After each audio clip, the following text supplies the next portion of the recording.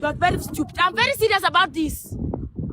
You are joking a lot. You think I came here to be looking at your face? Hey, buy Colgate or remove that there. Madam, It's simple as that. Madam, you think you talk too I'm much? not your madam. I will snap this and send for you. Go and buy Mind it. your business. May you feel secret. That thing you're even using you doesn't better work. buy Colgate or I won't do that there. Simple and clear. Madam, What am and I I will begging still on tell you? you. I will tell you if it's the Colgate, I will buy. Thank you for advising me. Bro, do But it you see there. this one? Fuck off. You see this one? I will snap it for you. Go and get it. Apply. Make you see We are case when you tired. apply this one. Snap. I do not understand pidgin English. Excuse me. Here we speak British English. You are there speaking pidgin. I'm not gonna do them. What is I'm not gonna do them? I won't do. That's how we speak. With your broken English, tap on the glove, guys. Princess, thank you. Tap on the glove. Dory, thank you so much. Tap on the glove. Tap on the glove, guys. Everybody, let's go. Tap on the glove. Tap on the glove. Thank you, Princess. Tap on the glove. If he likes, let him do the day. If he doesn't like, stop. It's not my business. Thank you so much, my MVP. Snipe, good for nothing, man. Every day with small Colgate every day. You are very stingy, even to your own self, even to your business. You don't want to add capital on your business. This is a business, so you better buy that Colgate because it's just a capital. Huh? You want your shop to work, but you do not even want to add products in there. Stingy man. Akwagi, Olo show. Ewu, you are very, very stupid. Shrine cleaner. If I lick that your prick, you go urinate. It's getting crazy. If I lick that your lodo, you go urinate. You go pee. Anumpam.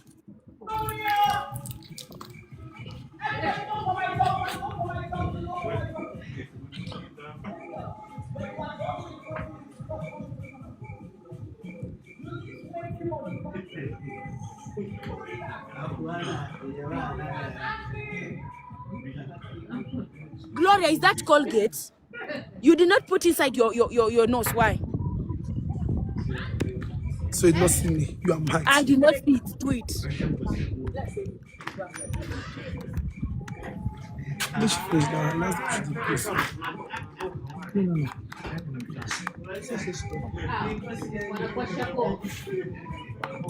Who finished now?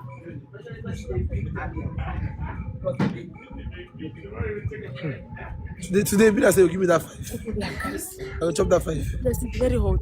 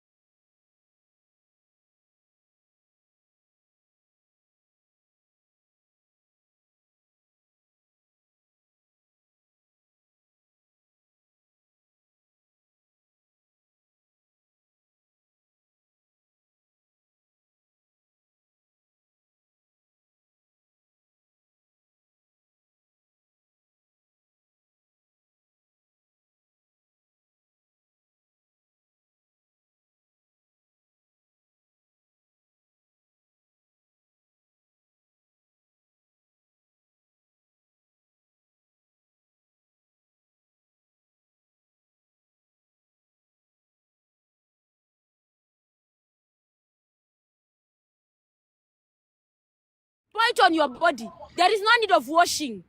Pour it on your body. Akule box. Mbaya umejaa mpe.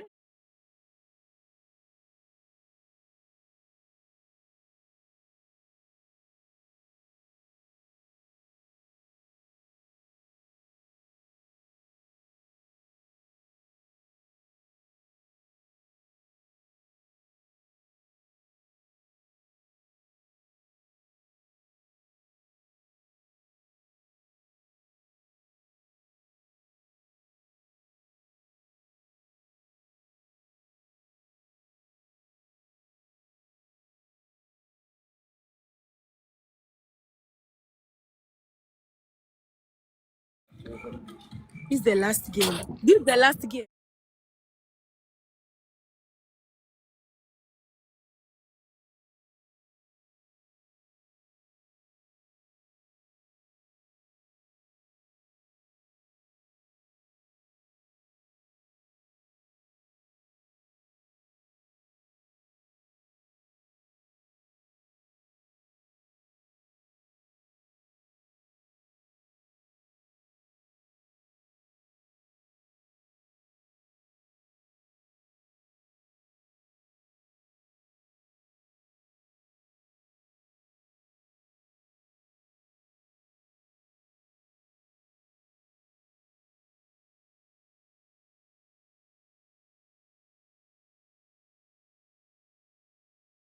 And you don't play. I had to finish. She was at 6. If others if you have don't come out. So after this one, uncle. This is last one. I didn't come out. I hooped you. Now I'm winning. See, this should just be the last one. You do that, they will go finish. Let's go. Ha! He only needed 2 games, though. You don't even try him. But sorry, I didn't come out. I'll go off. Are they here? So what are you now? I still.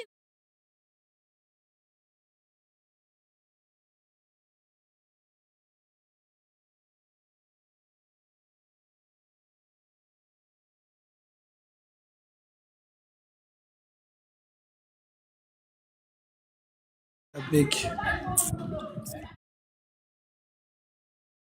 8 to 10. Yeah, times 2. God is good. Times 2.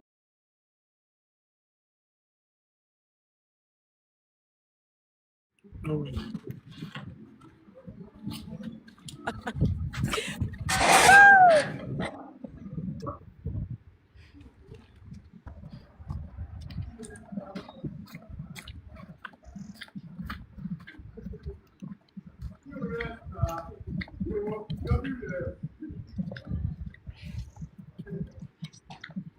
Sleep, guys. Me? Join. Good morning. Good morning. What? Happy writing.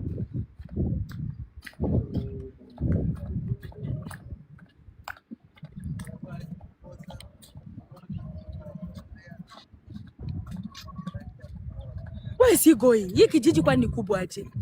Hii inakuwa kijiji ama ni town? Hey, shut up there. Where are you going? You're always walking on this road. Even the neighborhood is tired with you, my dear. Ni Mutembe. People are even tired of you. They pray that you can go. Move.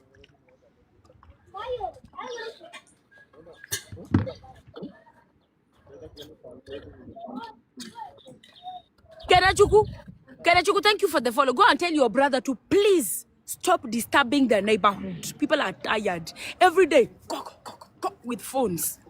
Hakuna wanawake huko. No women at all. Morning. The only woman in this village is Imai Fanyi.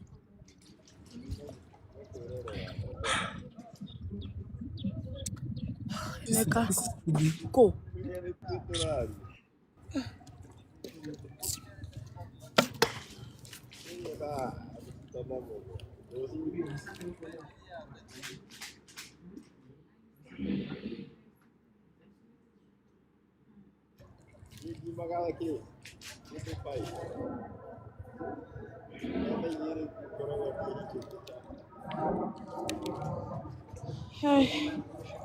Hey, well, guy.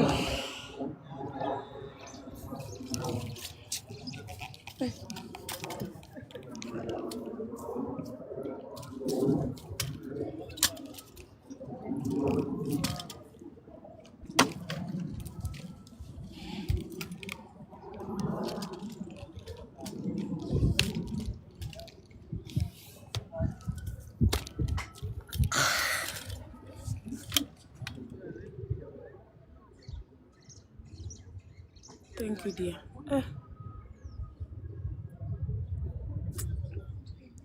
Mbaya. Thank you. We going. Yes, we going, my dear.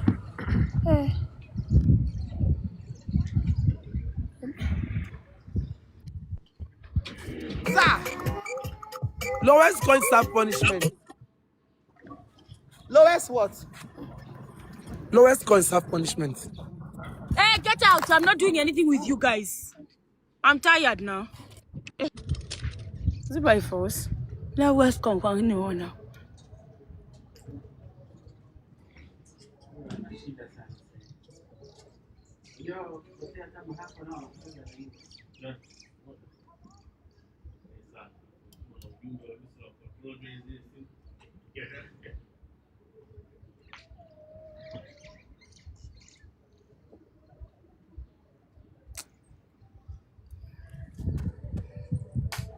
I pick you in an hour. Okay.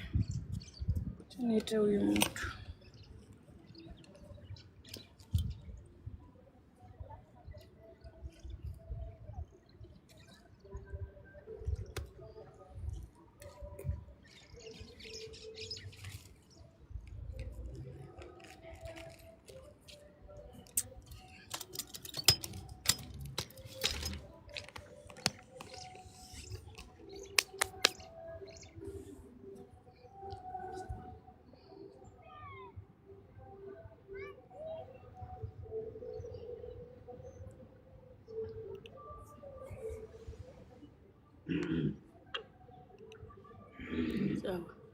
So, Dory, thank you so much, Mama. Thank you. Hello, sasa? Si unipik sasa nimemaliza. Nipik.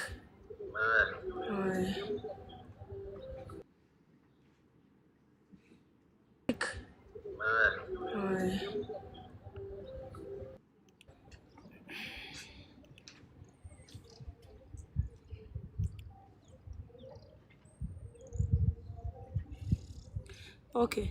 Rasta, uko na ngapi? Kodias, si kila mwanaume anarepigi wanawake. Wewe kama unarepigi watu usikuwe na hiyo akili. Kuna wanaume wako na heshima tu. Rasta, uko na ngapi? Ni text hapo chini. Purity, uko na ngapi?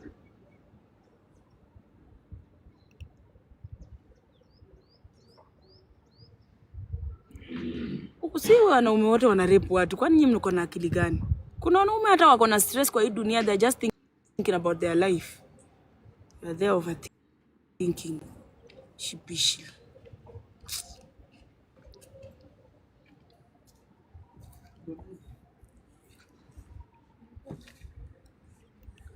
Ni text hapo chini kama uko nayo.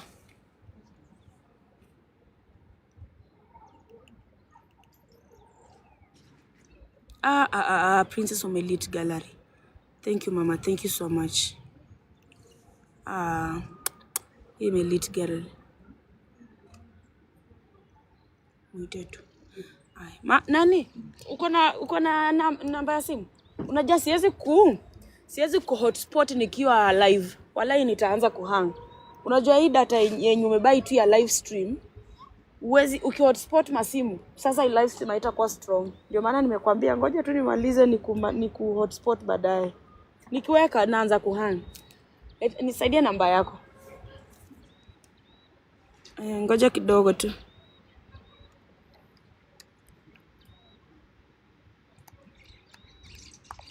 Mm-hmm. 7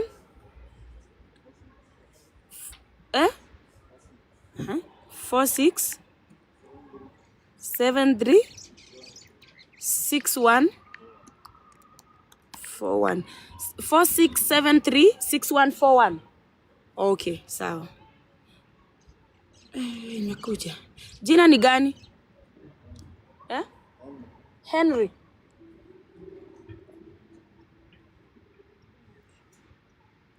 Your gallery is no joke. Yeah, my gallery is not a joke. My gallery is big. My gallery has vaults. My gallery has iko na vitu mingi sana, my God. Mimi hata sijui. I just need to stream and stream and stream.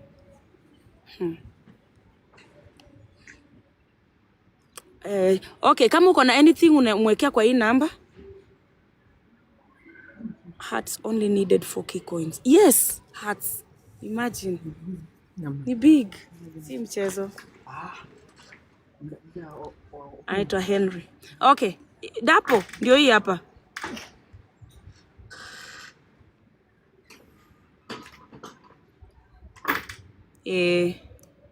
Tunalipa nini? Tunambaia tu data. Tunambaia tu data. Ima. Thank you, Lily. Ima.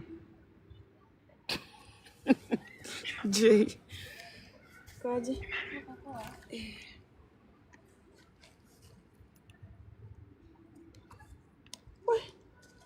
Lakini nimechoka. Ukiaka unaniambia Dan. Mbaie tu data. Please.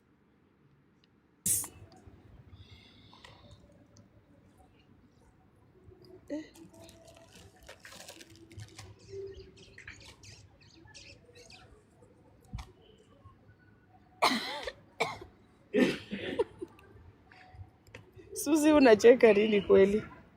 Hii ni saa ya kucheka kweli.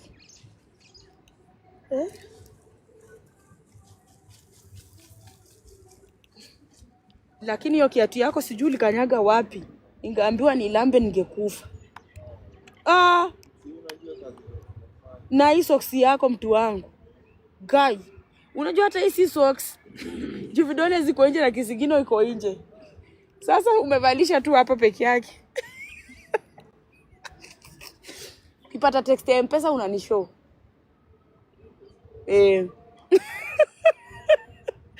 Walai mguu ya huyu mtu please. Halafu nase ati lamba. Afadhali game iishe.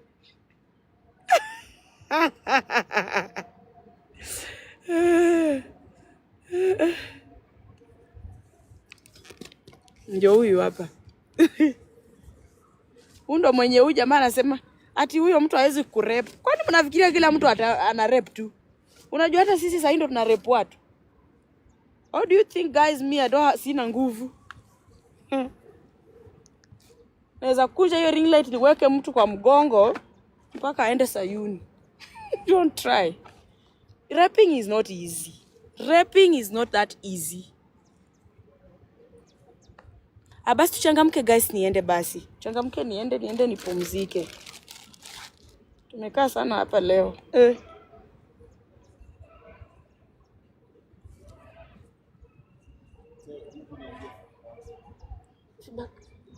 Ya kushoot. Sasa shida mimi nakujanga tu na stream na ninaenda haki. Nakujanga tu na stream na ninaenda.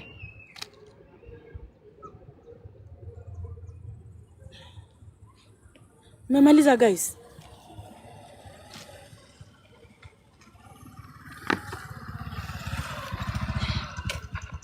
Nani ameweka?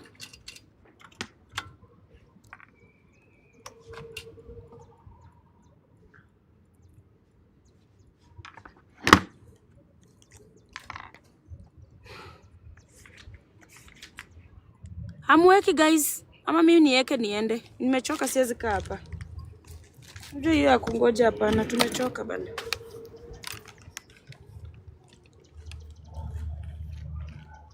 Umepata message yote?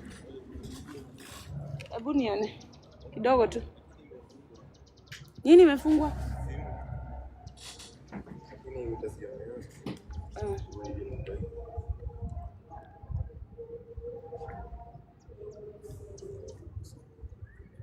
So ukitap huwezi ona.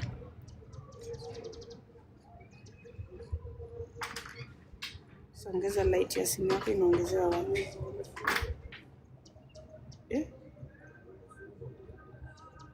Sasa tuona aje? Lipa basi. Inakataza. Juu ya? Yezi funguka. Pia kuna wifi. Mpaka ikuwe na wifi. Wacha nikuone.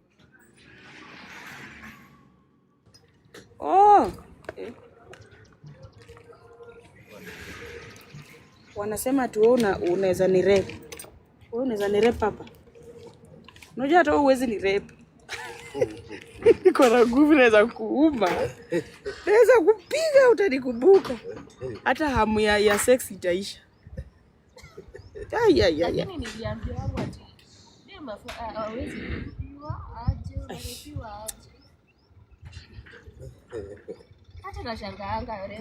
Aya, weka hotspot on. Hapana raping, mimi naweza sema okay watu urepiwa. But kama mtu amekupata ile yenyewe kwa njia yenye huko hata umejipanga. Hiyo nayo unaweza. Amekushtua na ukaanguka chini. Lakini ile yenye umetoka huko nikikuona hivi.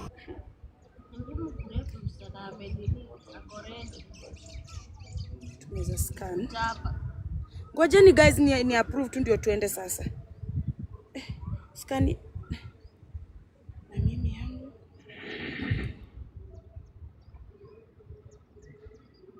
Nafanyaje ndio nikufuate.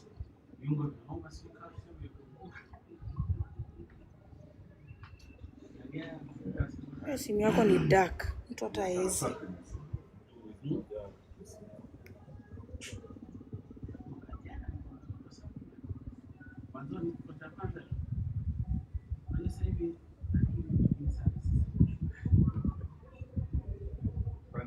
Okay, sawa imeconnect. Sasa hebu fungua ulipie tuone. Kiasi tu alipie. Wenye wame drop, thank you so much.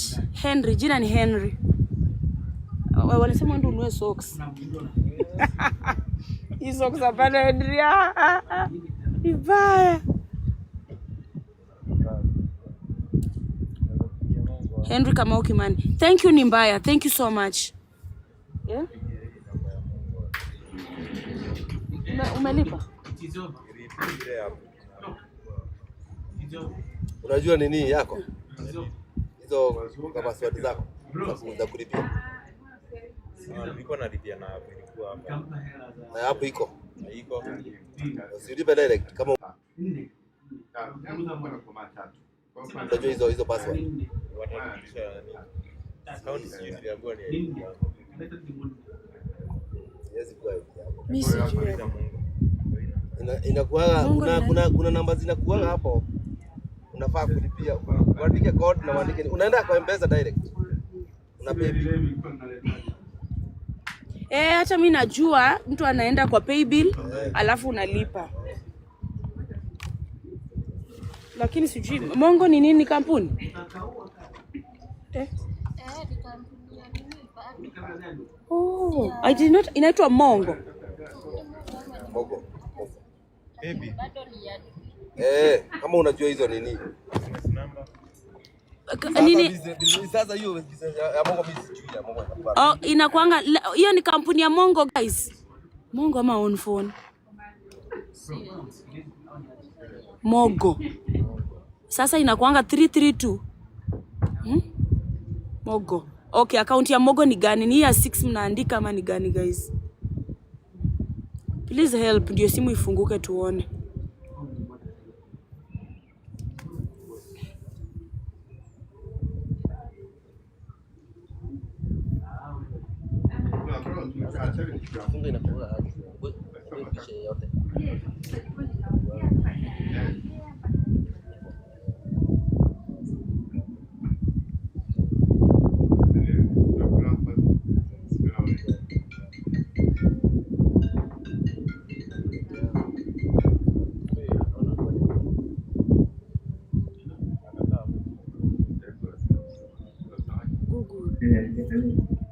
Okay, let me Google pia mimi.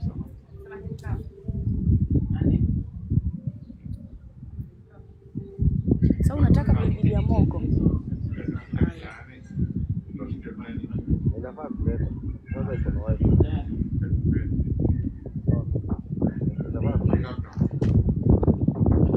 Pay bill number yao ni 703 4211.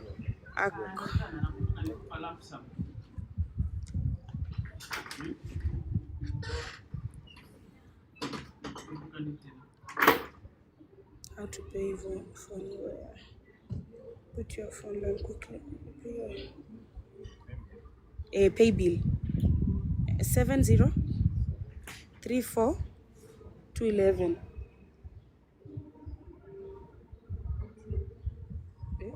Sasa ndio sijui. Your agreement number. Sijui account number ni gani? Hebu weka ID number yako. Sasa si your agreement number ndo sijui. gani hiyo agreement? Namba ni ID.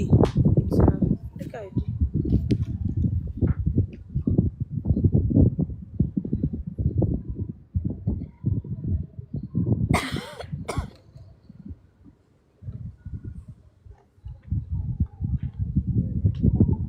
Lipa. Okay.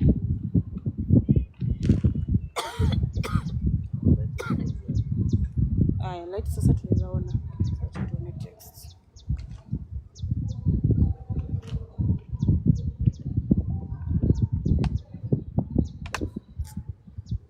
Kuna hizi message zilikuwa ndogo Tuanzia wapi?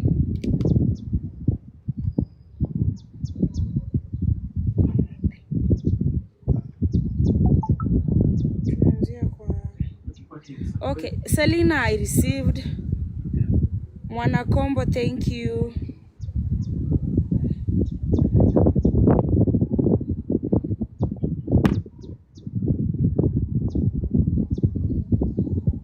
Daniel, thank you. Eda, Abdikadir.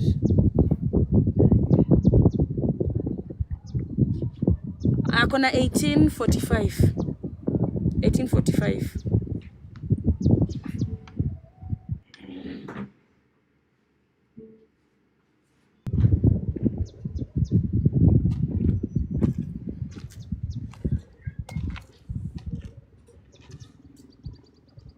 Okay guys, it's okay Jerusha. It's okay. I'm gonna 18. Situfika hata 2K ndio niende. Acha tufike 2K ndio niende.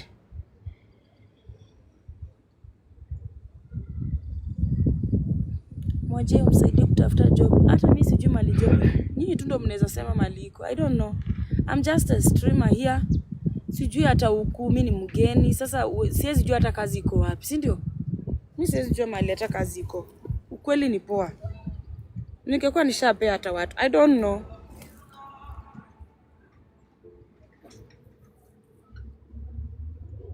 Confirmed yangu. Thank you so much. Thank you Anne. Received. Thank you. Mbakisha so ifike 2K.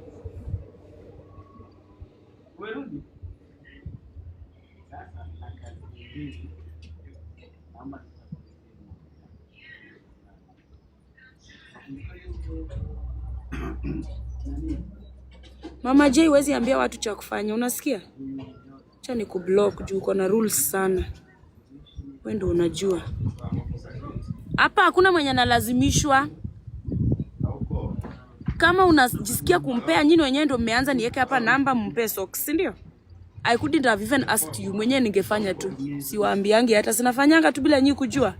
So be nice. If you have it, do it. If you don't have it, leave. Watch. I don't force people. Ningeenda mngesema niko na kiburi, sitaki kuwa involved. Sasa nimewa involved tena mmeanza. Yeah, if you feel like you are forced to go or watch and sit there. Aya.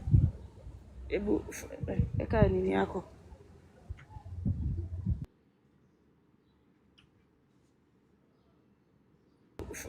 Eka nini yako.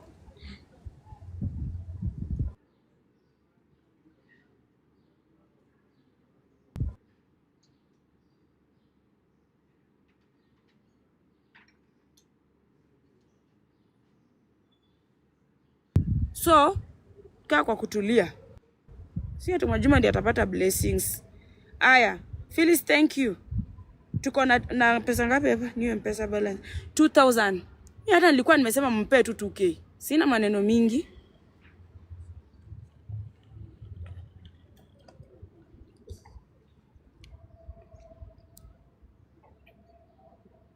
Aya, so if you are done guys, mniambie it's okay niende. Dudhi amesimama sana hapa.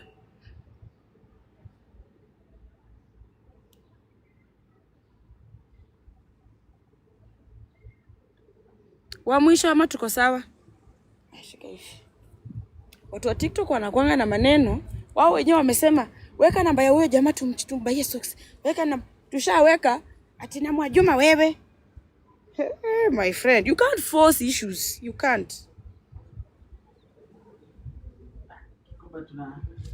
Lili, mweke kama uko naye. Hizo ni zako. Hata wananishautia, imagine nani zako. Na ni kwa kutoa kwa roho. Kitoa usigombane. Mimi nimetoa vitu ngapi na hata siongei. Hata I'm not recording them. Because ni kwa faida yako wewe mwenyewe, si Mwajuma. Hata mimi I'm just giving out a platform. Yeah.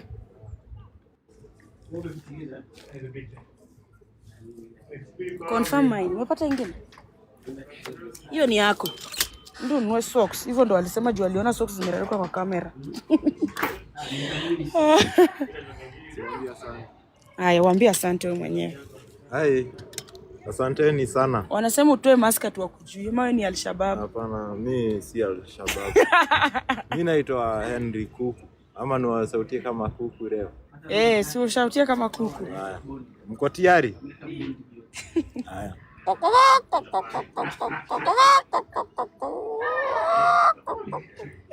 Bye bye, asanteni. Bye. Henry Kuku. Kwani unauzanga kuku? Mnaona bado ako na talent. Guys, msikuange na roho kama hiyo. Ati Mwajuma weka namba tumsaidie. Nishaweka. Ati na Mwajuma na wewe.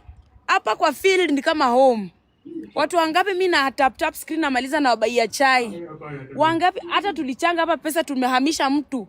So many people, si lazima tu shout. Okay? So kama umetuma 200 na unaongea sana inakusaidia hata sasa utapata baraka. That's bullshit. Help and go.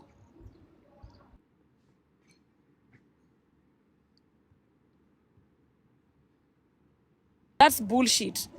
Help and go. Pia unatafuta kazi gani sasa? Yoyote ni gani? Ni gani? Si unaona mimi si unapata. Ukienda unaona pale kuna zile vitu. Unaona vitu. Si unaona vitu tunaweka za kukuraria pale. Tunaona laga watu wengi karibu watu 10 pale nje ya Zanduka. Si unaona tumerara pale. Si tunakuwa wengi sana. Mko wengi? Watu 10. Kama watu 10. Okay. Kwa hivyo kukionekana huko. Unashonanga. Pale mbele. Pale kuna uzawa mattress hapo. Kwa okay. Yaani street family. Hapana, street family. Hamna home. Sasa kila mtu hapo naishi na like ulikuja hapo why? Sorry, tutawaste time yako kidogo, nitakulipa. Ati mlikuja hapo aje? Aje. Like wewe hauna home kabisa. Niko na home but uwezi kuwa ati na home unategemea na hawana uwezo. Home ni wapi? Home ni huko Thika. Kiambu. Karibu na Mantara. So ulikuja tu hapo ama ulikuja juu ya nini? Si unatoka nyumbani unatembea unaenda ujaribu bahati. Then you choose to stay in the streets. Sasa afadhali hata ukae nyumbani ukujange kuhustle na unaenda. Sema ni the same kura tu. Tunaona hata maumbu. Hizi ni maumbu? Kwani hiyo umbu ni poisonous aje? Ni umbu? Maumbu,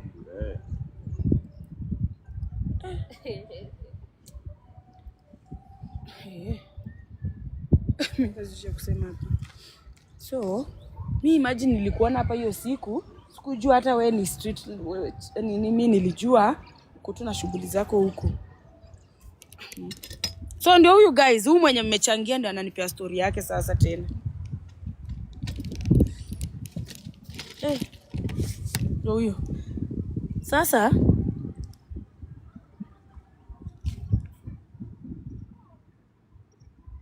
mimi sijui hata tutafanyaje. Sasa mkiwa wengi basi lazima tuwafanyie story. Tukuja hapo tu shoot kama mtakubali. Mimi ukija usiku. Usiku ndio wote wanakuwa. Usiku. Tuseme saa 3 sana. Unajua sasa sisi pia tunawaogopa. Kitu ya kwanza ukweli wa Mungu tunawaogopa. Tuange watu wabaya. Juu na pia mimi ni mwanamke. Nikuje pale labda mnipige mninyang'anye simu. Hapana, unakuja kama mtu. Unakuwa wengi wanatuamsha hata hapo wanapecha kura hapo. Hakuna watu kwa watu wabaya. Wapi mnakujanga wapi? Si tunalala huko gari ya nduka hiyo. Okay. Sasa basi mimi nitakuja kama niko na charity because nafanyanga charity pia. Kama niko naye nitakuwa nawaletea nyinyi hapo sasa. Sasa kila mtu ameenda kuokota hivyo machupa cartons. Na usiku na kukinyesha. Sasa kukinyesha sasa hapo unaona sasa kama hiyo maradhi iko pale. Kwa kukinyesha tunafunika na karatasi ya maji. Kunyesha usiku hapo unajua kuna shade kwa duka. Okay. Kunyesha lakini saa baridi. Lakini tunajifunika. Okay. Lakini mosquito, sio hizi ni mosquito. Imagine hii ni mosquito imeuma mtu mpaka anakaa kama ni umbwa imemuuma. It's very poisonous. Ni vile pia maji iko hapo stagnant. Yes. Sasa for now inaweza kuwa poisonous juu ya hiyo maji. Ni kama sewage. Ni kama iko na fulani. Atoe mask tumuone. Toa mask. Hao watu ndio watakusaidia. Toa mask. Mwizi huyo. Jamani mami. Mbona unaongea hivyo? Sasa home, unajua hawa lazima watakuuliza nini ilifanyika nyumbani nikikufanyia kisha story. Nini ilikufanyisha kutoa nyumbani? Kwa nini huwezi kaa nyumbani? Okay, wazazi wako? Wote. Okay, shida ni gani? Uwezi tafutiwa kazi, for example ufanyage na ukirudi home. Then si hata yani tunajaribu ku reason then ufanye then uishi hapa. Unaona it's very risky kwa barabara hizo umbu nini, mashida ni mingi. Then utafutiwa hata kazi hata kama ni 5,000, 10. Fanyange na unarudi home. What do you think? Mimi karibu na nyumba. Hapo utafanya? Mimi nafanya kazi yote nitafanya. Kana naenda na gunia nikiogotaja. Kazi yote siwezi kufanya. Mimi nafanya. Okay.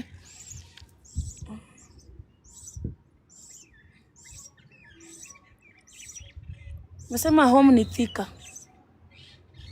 Asiwezi enda usiku, siwezi hata enda this week. Lazima nijipange ndo niende huko hivyo. Huwezi enda tu kama una kitu. Okay, so guys, we will tutakuja pamoja tuonge, tuone vile nitaenda huko, si ndio? Si ndio?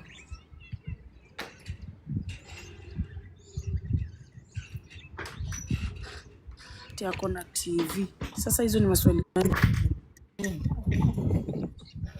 Mama mstuni sasa. Poa sana. Kwa salama, uko kazi? Si mimi hao wamepewa katia hiyo code. James orna kitele. James mi anairoga tu kwa kama ano by the way. Tupatane mchana, si ndio? Hebu mnaweza organize tupatane mchana, si usiku. Afadhali mchana, hiyo ni better. Usiku mimi naogopa siwezi jaribu. Hata watu wenye tutakuwa nao wasema mbona usiku yako na vibe. Wamerudi. Kizungu yake ni ngumu. But ni vizuri waongeleshe tu waambie specific day tutakuwa na mgeni. Si ndio? Itakuwa better hiyo siku auwe tu siku. Hata si siku. Auwe labda hata ni 2 hours ndio tutakaa hapo. Alafu kila mtu ana disperse. Kesho, ndio? So guys, anasema aongee na wenzake leo wakirudi wote, alafu akuje tu hapa field. Anakujanga hapa field. Akuja anipe feedback, alafu na mimi sasa nita communicate. Is that okay?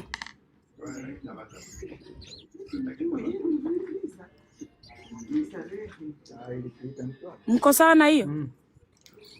Yes. Okay. Sawa. Thank you guys. So wacha mimi niende because kuna mali naenda, alafu sasa nitafanya mambo yake. Nitafanya tu na nyinyi. Yes. Atanipa feedback na mimi wa show. Okay, nyakwar bye mama. Acha niende. Ai. Sam umepotea wapi? Sawa. Okay. Henry, tuta keep in touch. Si unakujanga tu hapa field? Tutaongea. Acha mimi niende. Ukiona mtu ananinyonga hapa hivi unakuja haraka. Lakini unajua na pia yeye hawezi ninyonga hivi hivi. Mimi ni mbaya. Viatu zangu ziko. Hata mzungu. Ni hata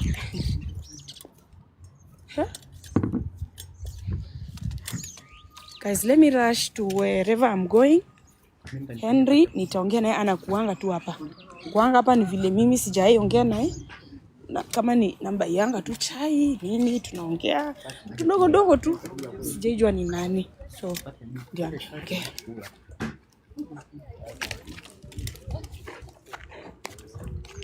Oh, umesema hata ya nyumba unafanya ama gani?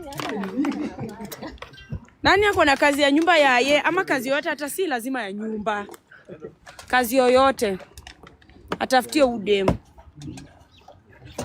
Hello.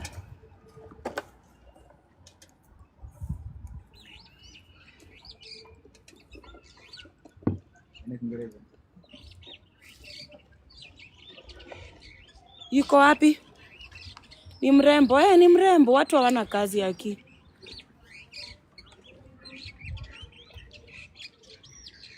Yeye pia amekuwa tu hapo kwa field. Watu wako tu hapo kwa field wamekaa, wako na pressure, wako na mawazo. If you have a job opportunity, struggle ni DM. Ni DM uniambie uko wapi ni gani, alafu tuonge please. Ya nyumba iko Anita ni DM. Sasa wewe nipe namba yako. Nishikie hivi. Nipe namba yako, kama wakiniambia tu mimi nikirudi hapa field sina kushow. Wewe ndio uko na kaka katoto? Hapana ayo. Nilikuwa nimekuja tu peke yangu, but tunakaona tu hapa. Okay. Aya 07 07 07 85 26 70. Jina? Emma. Okay. Okay, thank you. 07 guys. Kutaka kuchukua namba ya Emma. 0707 ataweza mtu wa mkono ya Savea. Bora kuna place ya kukaa. Hiyo ni gani Bambi sijui. Uko wapi? No string attached, uko wapi? Uko wapi? Oh, nachukueni namba yake. 0707 85 26 70. Mtu wa mkono ni boy ama chali? Embakasi sai. Okay, unataka uchali ama udem?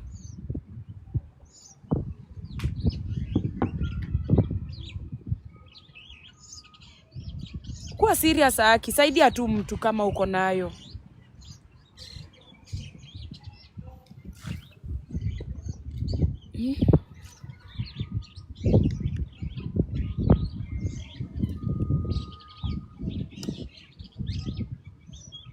Acha nipandishe huyu no strings juu attach taseme.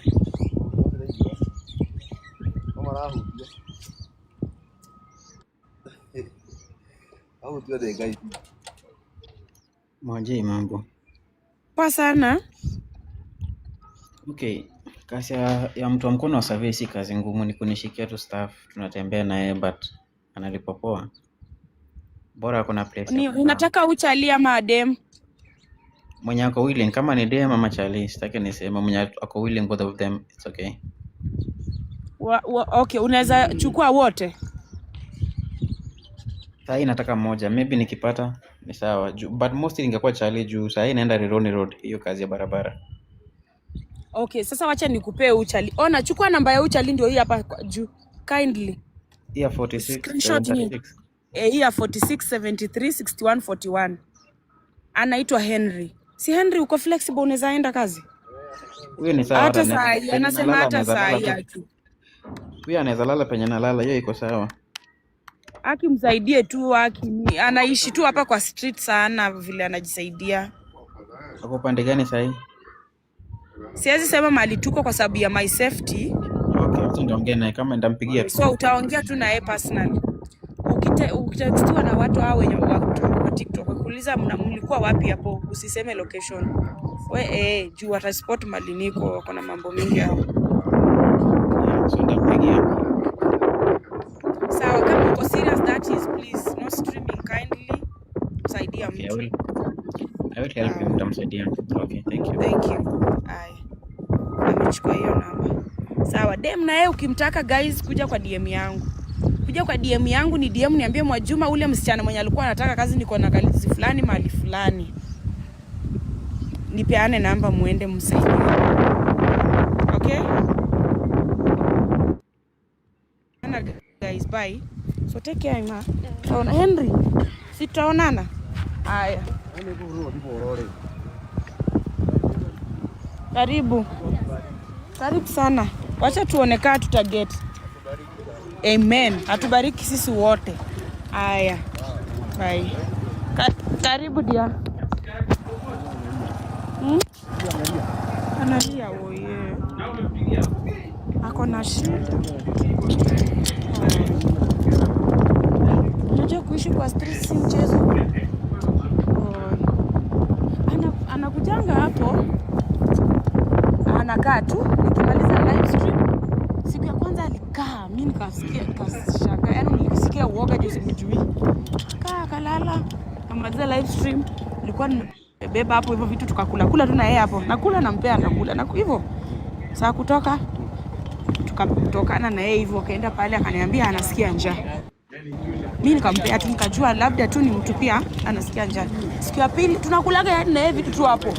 Akikaa tu hapo aniambie ni nani. Na pia uwezi anza tu kuuliza mtu wewe ni nani. Wengine wanaweza kuwa violent.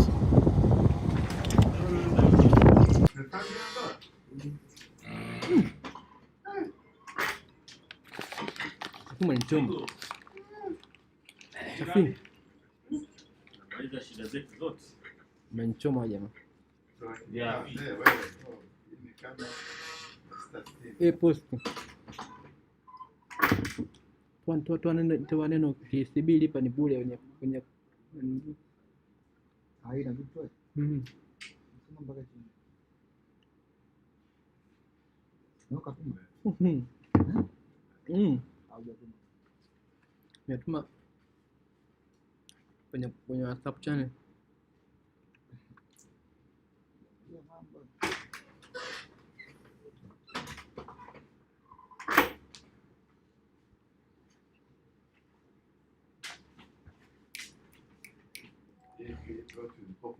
Nakwenda kitambo WhatsApp channel mbona naisahau?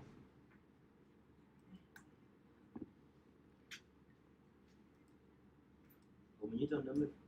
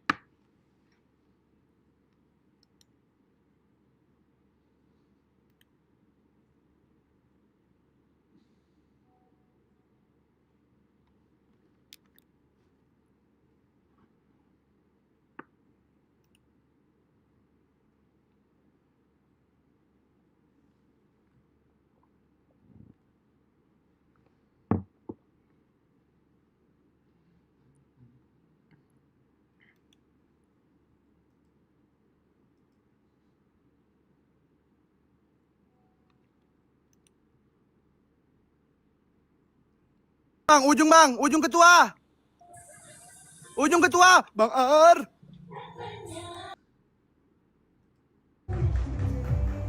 Amna.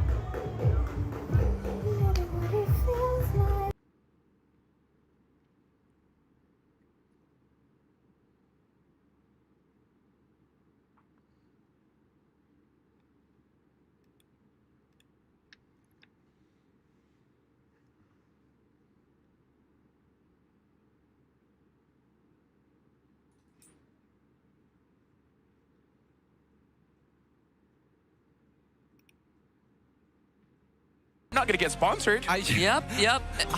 Figure out if they're trying to get sponsored or they're on their way to get sponsored. And also, you gotta understand, it's not simple to even step foot in the venue. You know, it's Yeah. You might go to Paris, but you might just end up in some yes. roadside cafe, and not actually true, go to true. EWC. The security is intense. It isn't.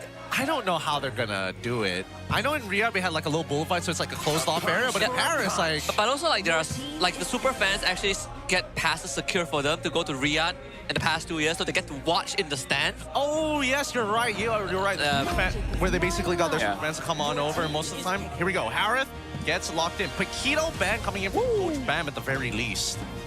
The Arlet is still available if that's what IG want. But again, it's not a signature for Yetri. Like, what is Yechi comfortable with, right? Like, Yuzong, Arlet, not even. I wouldn't say so. Uranus, Alice? And there's only a handful of heroes left. Again, it's just Freya, which makes me feel like maybe delay his hero. See what Cram is using and try to counter that. Like, at least don't lose a lane. I think there is also like the argument that they might have to pick his hero third if Cram's hero show up here. Because if not, then SRG is going to lock him down in the draft. I don't know. From the looks of it, I personally think that there's just no reason to, right? And I think that for Cram, his hero pool is flexible enough, especially when you have like Lapu and Yuzong as potential answers in your kit to win out the lane. Now that Phoveus and Paquito are already gone, I think it becomes a little bit more What? Oh, I thought that was a straight up case. Oh my god, of course I get trolled by Mars, even on the English podcast. Look at the Marcel and the Claude. Let's see if SRG will go for the usual response of like, if you want to just trade out against Marcel early, Hilda and Khalid like comes to mind directly. The glue also isn't that bad, honestly. I don't think it's that bad of an idea as well. There's Suyo and Hilda. Yeah. Yep. Yeah, for now it looks like SRG, they're drafting cautiously in the sense of we're going through the tier list. What's strong, we go with it. And Baxia gets picked up. And again, this is why I'm saying we got to see the vibes of Invictus. Because right now, the team is putting a lot of trust onto Mel. And as much as Mel might feel honored, like, okay, you guys are trusting me, you guys are believing in me, which is, you know, their slogan, but he hasn't been the strongest when it comes to the mental side of things as being like a lone carry in the team. He doesn't have that Chiku guy's confidence just yet. Okay, maybe it's something that he can build over some time, but the fact that they're doing it right here at game number 1 means that they have put some degree of effort into this, maybe in scrims, maybe trying to refine it later on. The second part of the ban, picks and bans have come through. Lapu is going to be the ban for IG. I feel like they just need to ban out heroes that can get out of lane very fast. They want to just get priority, right? I mean, for SRG, there's an argument to be made that this Hilda could be flexed into the XP lane. So either way, at least SRG secured a bit of that, you know, like backup solution for themselves. I feel like SRG, they need to ban out mids that can supplement the damage of the Claude, right? Thinking of Eve, thinking of even Gord. Eve, Gord, yeah. Or Zushin even. Like, Zushin a bit less, because the damage might not be enough. Yeah. But it works great with the Baxia and Marcel. Especially the Baxia. The Valentina ban is also great as well because it opens up SRG room to pick down to Sin or Eve. I wonder if that means that SRG, they're thinking of a Sora. You know, a Sora, Terizla, but I think more on Sora. Because I feel like the moment IG show an Eve, a Gord, they're like, you know what, Sora, 100%. I think so as well. And mainly because the setup of Smoke and Fake coming in from SRG side was done very, very well. Hilda, a good way to kind of flex into the EXP is alongside with your roamer. But now that Valentina is gone, I felt that SRG probably wanted to be the ones to pick it up unless they were worried they were getting cornered into Eve. But there's also an angle that IG can look at and be like, with the Valentina gone, Terizla or Sora is also a decent option for them as well. which Yetri has played, especially the Sora, right? He had a great game yesterday against Vamos, where I think he went like it was like god-like that game. Yeah, I think IG should pick up the Sora. It kind of makes some mid picks a bit more riskier. Yeah, and turtle contest would most likely skew towards their favor in that early game too. I kind of want to see Sora Kimi coming in from IG. If they need more crowd control, then yeah, the Zushin. Sora Zushin is also pretty solid. Yeah, both of them are pretty great. I think it might end up just being... It might just end up being Lilia for SRG. I want to see first, though. I was thinking either Lilia or Jusin. Assuming that both of them are let through. But the thing is, it's like Jusin on the side of SRG doesn't feel that great for either or, right? They have a lot of damage, so they could even pick up something like a Valir, and it doesn't feel bad. Yeah. Like, because right now what they lack is crowd control, reliable crowd control, right? Like, Jusin takes time. Lilia completely doesn't have that. But Lilia is also a good answer to Jusin in that laning phase, right? So either way, it is going to be an option for SRG. I think no matter what, SRG understands that they just don't want to get cornered into the Eve. Like, you want to... Perfect way to actually manage it. You want to outreach the Jusin, there's always the Zertian. If you want some counter setup, that is an option as well. But there's not much to really combo with, if I'm being honest, for the Zertian to make sense. Like, I prefer the Lilia. I think the Lilia makes the most amount of sense, especially since that you know that your mid lane matchup is Zushin and Marcel. Nice. Okay. Picking up the glue, and now when it comes to the mid, looks like they're still discussing it. I do agree, the Lilia makes the most amount of sense. Because I feel like with the glue, the crowd control is already pretty solid. So now, for IG, I think it's still not a bad Sora game. I just wonder if they're cooking something up by letting Yetri being the last pick. I think it's either Sora. I think Sora is probably the better between Sora and Terizla. Now SRG has a choice to make, right? Who do you want to deal with the Marcel? Because both Hilda and Glue deal with Marcel pretty well in their own way. Other than Sora, is there any other damage dealer that can help out the Claude? Yuzong, I guess. Bennett. Benedetta. Yeah, because Bene has AoE. So even if you like collaterally just touch somebody else and petrify them, there's an opportunity. But it's hard. No matter what, I think that SRG kind of had the nuts on support and EXP. There was no good matchups that kind of go into. And even if it was a bad matchup, they would just swap the roles, swap the heroes between support and roam. Yeah. I could be stretching here, but it feels like Coach Bam is trying to give some confidence to the players. Maybe? Like, Yetri going up against Crime is like, I'm going to give you a damage dealer. You're going to be a carry. Mel, you're going up against Innocent. You gotta be a carry, right? Maybe he's just trying to boost their confidence here. Hey, preparing the mentality and doing it in game one is a very good time, but it's also a risk. They roll the dice of momentum as they walk to team fight as we make our way over into our first qualifying game of EWC. Yeah, Paris awaits at the end of this series. Game 1 between Selangor Red Giants and Invictus Gaming. We will be on Flying Clouds with SRG on the blue side and IG on the red side. Of course, that Hilda XP lane, like we talked about, does come into fruition, but at least the Benedetta can match that clear speed, right? You want to leave the lane the same time as Hilda, you have the tools to do it. We also have to say, this is the kind of draft, Turtle 1, everyone is going to get involved, right? Mel's going to be there, Innocent is going to be there. So I want to see if the junglers want to skew that a little bit, right? An early gang just to make sure they get the levels a bit late, force a recall. Yeah, we're going to see that early rotation here. Yep. Of course, the flicker out of Stormy too, because if Yetri gets on top of the Petrify, that's the first split angle. But it's 4v4 here. Stormy and Zukai not part of the equation at all. Yetri actually didn't get the finisher there. So IG, they should have numbers on SRG, walk away with a litho, and it's a reset. IG had the right idea there, right? But it's also refreshing that they didn't overextend for that, right? They just want to delay them a little bit, but looking at the timers of the minions, it doesn't look like SRG is going to get punished. Yeah, no, there's definitely an angle for Ye3 to actually trade out against Stormy 1-for-1 underneath the turret, but at the end of it all, I think that that's just going to put him even further behind now that Cram has already kind of got his number at this point. There's no real way to win the trades. It's more so I clear the wave and hopefully I can top myself up before I get into the next fight. Focus is very clear as Ye3 did win for the Concussive Blast too. Yeah. So it is a draft that wants to play fast around the map with Baxia, Jusin, Benedetta. they are taking their time with this. As we see this rotation, notice that at least from Nova's side, he's tracking Sakai's actively, right? Heading down to the bottom side of the map, rotating him back into the mid. He is a little bit behind slightly compared to Yums, but that's fine because, again, it's just the roam. It's about spotting people out. It's about keeping tabs. Yeah.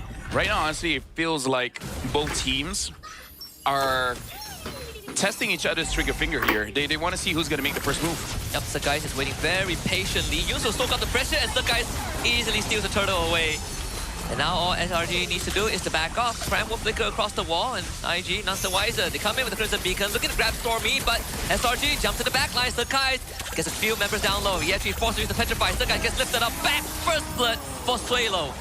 Yeah, this is good coming in from Invictus because I think even they realize that they don't really have priority over the turtle just because Boxia's damage compared to Suyo, it's really not comparable. So it's good kiting coming in from Invictus, and they're just trying to catch SRG slipping. The Petrify on Year 3 was godsend, right? That was the first angle for Sakai. It's tough. It's tough to deal with a comp like this in the early stages of the game, and you don't find the first blood on the side laners.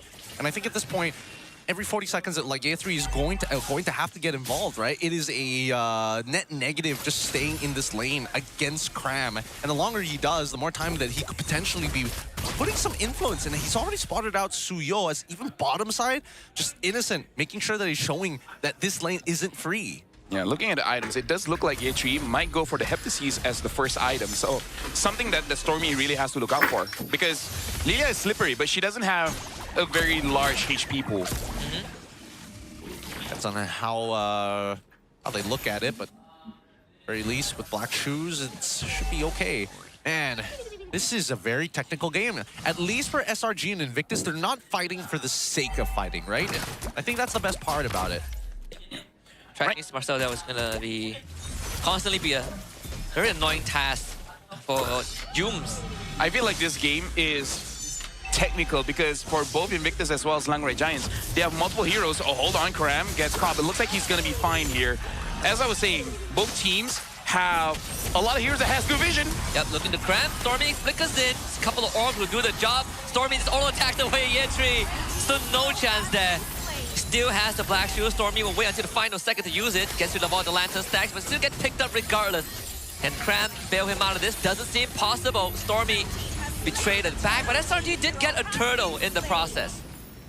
I feel like that's still okay because, again, I don't think they want to get a turtle, actually. Even though, yes, they have Boxia, but Suyo just has an unfair advantage for those neutral objectives. And I'm actually not entirely sure if Stormy dying there was really worth it to kill Ye3.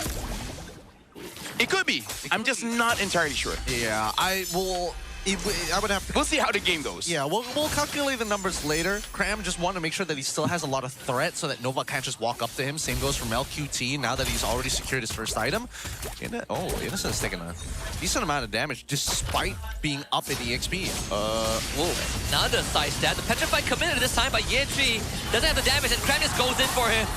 The full commitment, and Cram now looks to walk away. They even used the Retribution on him. Cram should go down here, and Hazel picks it up. Meanwhile, Innocent against QT in the bottom lane. Zaman force lay down, gives Innocent the advantage. Dangerous time to be alive right now. Especially if you're looking at QT. Oh, this is starting to look like a very clean dive angle. Unless Invictus Gaming are able to support him. Yeah, he puts out the BMI just in case. But even with Suelo around, doesn't necessarily stop SRG from doing significant damage to this turret. I think they can take it down. So bot tier 1 to SRG. Yeah, I think that's good respect there. Mel, I know he wants to greet it out, right? But that's not a gold card anymore, so you don't really have to die for it. At least Suelo got something out of it, so it's not the end of the world, because right now we're looking at the goal difference. It's 1,000 for Slangray Giants, but it's not that big of a deal just yet. Them getting the turrets is kind of a big deal, though, because it's gonna make it more difficult for Hazel to have a lot of space. Just accessing the jungle for him usually isn't an issue, but without these turrets, that means that at least for Selangor Red Giants, they can start stealing away some of the smaller camps on the edge that don't sit near the turret. Oh, and Suelo losing his flicker as well. Yeah. Stormy just black shoes away. There's no more setup opportunity for IG. That's what you guys talked about, right? The golden hour. There has to be a clear objective. But I think for IG in this state, it's pretty hard to set up unless you get a golden hour into Electro Final Blow. There's a collapse from Hazel. Yentry's in as well. Instantly slays Stormy in the process, but Cram is winning in the bush. Hazel gets the objective. Golden hour stalls our Guys in the back line, and now Innocent is trapped. Diamond Frost does get him out of with the Chrono Dash. Guys joins the fight, takes down Swalo, but Humes unfortunately is left behind. Hazel bops him with a view and finds a double kill. And honestly, that was good from Nova, making sure that Sakai is not part of the equation. So that's good coming in from Invictus Gaming. But Selangor Giants, they still got some kills off of that. So it's not entirely bad for SRG. Not the worst, but it definitely evens out the goal just a little bit. IG, they're trying to make this conversion work in their favor, and they have to do that by taking away structures, any way to inject something into this economy for Invictus Gaming. Okay. They're trying to force the black shoes, I think? Yep. Got it. Because the thing about Stormy is, his role in the team is, funny enough, a zoner, right? No matter what hero he uses, he's going to create a lot of space for the team. And the way that he uses it with Lilia is really use an ult just to make sure that he can actually play aggressive. So getting the ult away makes it so that you have one less zoner for SRG. Easier for Boxia, Hazel to really get into position. Well, speaking about positions, look at this contestation here from SRG and as well as IG, right? Trying to wrestle control over the river right in front of the Lord Pit. And at this stage, invading is kind of off the table for Selangor Red Giants. It's a slight lead for Invictus, but not enough to determine anything. But why put yourself at risk? Mel right now, he is pretty aware that he can get hit once by Innocent and it could be over. Right, Zaman Force already used.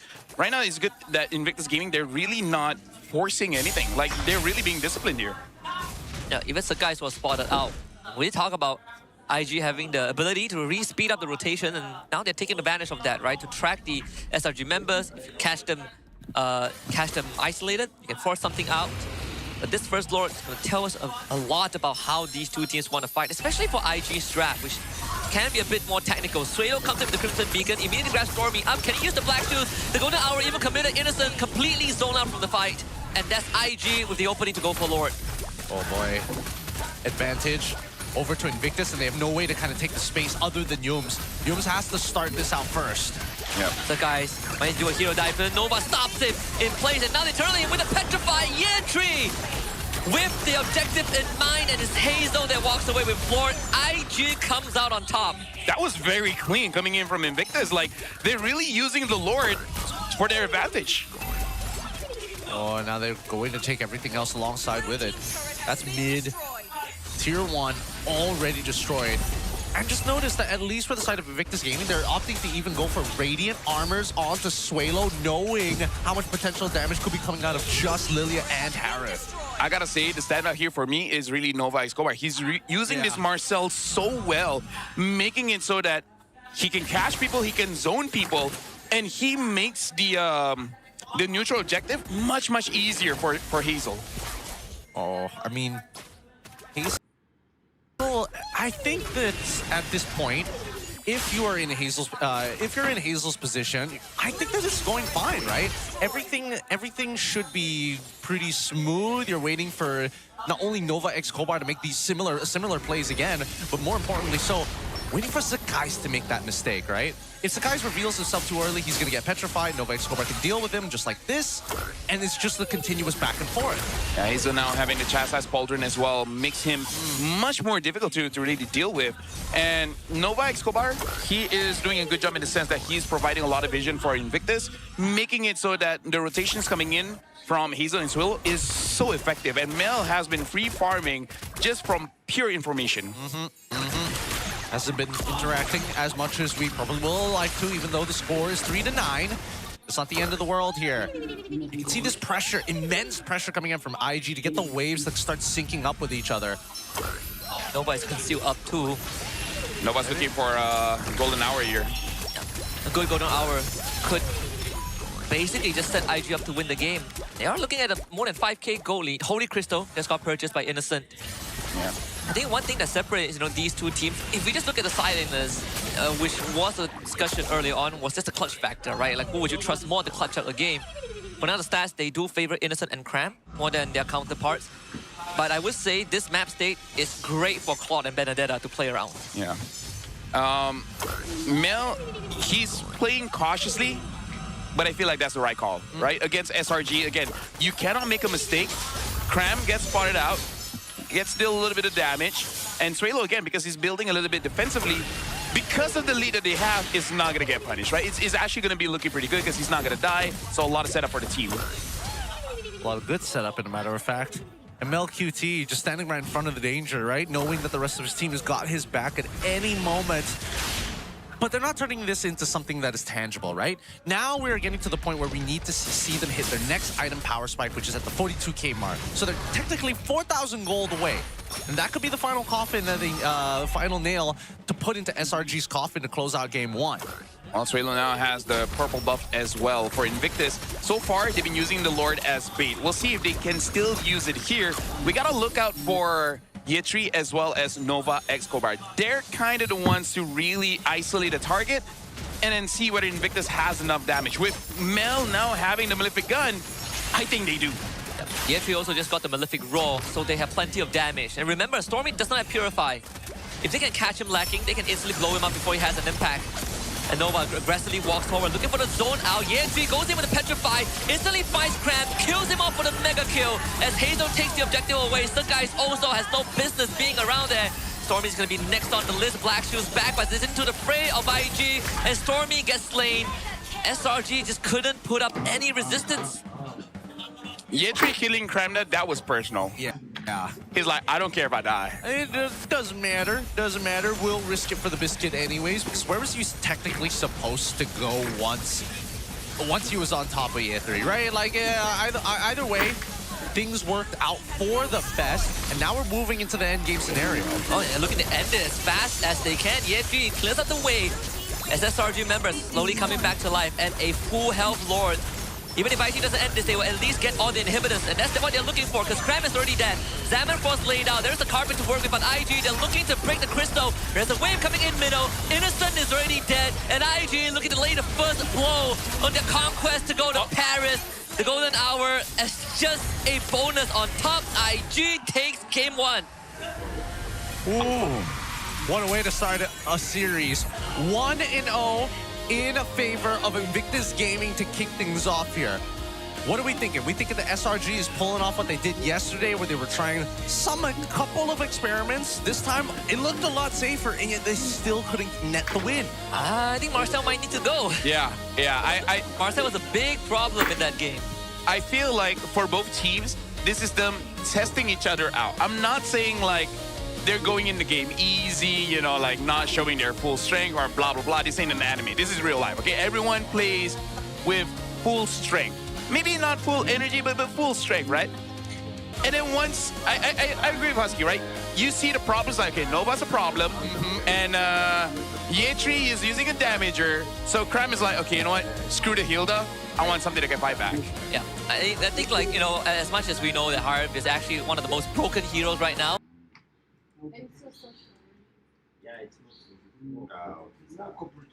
a game. Yep. It's frustrating because the way that certain mechanics works, some of them are hard counter you. And unfortunately for Harith, this time around, it's just a little difficult when Marcel's on the opposite side. I wonder if during the off season, IG really has just been force practicing this tank jungle meta just for SRG, because that has been the most consistent way to deal with SRG. And that might also be another reason why not a lot of Malaysian teams able to deal with them. Because not a lot of people here can really utilize tank jungle that well. I mean, yesterday they lost to Fredrin Comp, also a tank jungler that can sandbag them and prevent them from making these heroic plays. Yeah, all these tanks have its place. I wish there was like a little bit more variety, but before we get into any of that, let's give it up for our MVP, Nova X Cobart. Without a doubt, not only spotting out the correct members, but finding key spaces to not only deny access, but most importantly, find the big CCs. And here's the thing, Coach Jess is also a man genius when it comes to all these crazy picks. Coming in from MDL, where there's global ban, really gives them the advantage, and it should be utilized in the next game. Because let's be real, no way Nova is going to get the Marcel again. So they really have to start preparing what's the next hero for him. Yeah, do you have another hero, in his back pocket? That Cho is the similar. I don't think there's a hero that's similar to Marcel. I mean, No, similar in the sense that he goes in, gets vision, gets out without really getting punished. Khalid? fair enough. Fair. Khalid, Hilda, Cho, like that kind of archetype. Okay. Because there's a lot of that similar archetype here, right? With the Hilda, the glue as well. Getting in and out of fight services has never been this difficult before, but mainly because there's just so many ways to actually apply soft or hard CC to somebody from beginning to the end of the game. Either ways, as much as I would like to believe that this could have been better, I look at Yums and he reminds me sometimes that, like, a casual Ice Queen's wand over something like a glowing wand, pretty funny to see. Can't run away from him. Yeah. And look at the stats here. Mel Cutie, Rich Guy, 802 goal per minute. The carry as well. Cram being the sandbag and best wingman, Nova, Escobar. So I think going into this game, this is clearly planned by SRG in the sense that Cram is going to be the sandbag, and then Yums is going to be the one possibly targeting either Mel or Hazel, and solo kill with the glue, and then everyone else finish up. That clearly didn't happen, so maybe they're going to change it up. You know what? Okay, Yums, you be the sandbag, and then Cram actually be the one diving to the back. I think with the Hilda pick, it also tells IG, if you pick an assassin, I have a Hilda. Yep. It serves as a flex pick for SRG, but when the Boxer came out, I think, again, the glue was sort of the best option. But they just forgot about the Marcel, I feel like, right? Like the Golden Hour doesn't have to hit you, it just have to be there as an inconvenience. Yeah. He just has to be there to stutter you. Yep. Just stare. Just stare and observe. Like, poor Innocent, man. He has to make a detour every time. And every time he does that, he has to use Chrono Dash. Yeah. Poor Sakai's jumps in, gets mini stunned by Marcel, gets petrified by Ye3, and then gets rolled over by Baxia. He's just like, bro, give me a break. Now imagine crossing the road and you get run over by a truck like that. Yeah. They're looking for high scores here, man. But Like, look at this. Look at Skies goes in. Basically, there's a lot of anti-dive tools that's been, I would say, mashed very well. Like, when you look at this comp, you don't really think that they have good ways to punish a dive. But then, they're covering it very well. They actually have ways to do it. And if all else fails, the Juicing will pick you up. Yeah. I'll take it any day. I'll be honest with you. I would rather that because as we see the game continue to progress, and I agree with LaFell. I think that a lot of it just really boils down to controlling the zones, and also the first 2 minutes, like you were talking about, the first two turtles to take advantage of SRG. I thought that maybe those first two turtles is where Invictus was going to go really, really hard, but ends up they kind of stretched it out. And I like the fact that they're being very mindful about this. Of, hey, not only do I want Hazel to get to level 15 as quickly as possible, but our secondary win condition in Mel QT, he also needs the farm. So I like the fact that they decide to go 4-1 at sometimes, but always manages to regroup with Year 3 to ensure that the team is ready for a full 5-on-5. Yeah. Even this sequence, right? I thought the Golden Hour is enough to just zone out Innocent, but it also costs the guys on the edge, so there's no chance for contest. So now for Invictus, I kind of want to see more of this. When it comes to the draft, have a lot of crowd control. Have a lot of small CCs that can be happening instantly, right? Because I really feel like that's the best way to do it with SRG. You can't hit me if you keep getting stuck. Keep getting stunned up. It's like if you want to beat someone up, ask your friend to hold their hands. Yeah, it's like imagine, right? Imagine you're in a boxing match, right? Like you're a good boxer. Every time you try to land a punch, Tourette syndrome, you get a tick, and then you whiff your punch.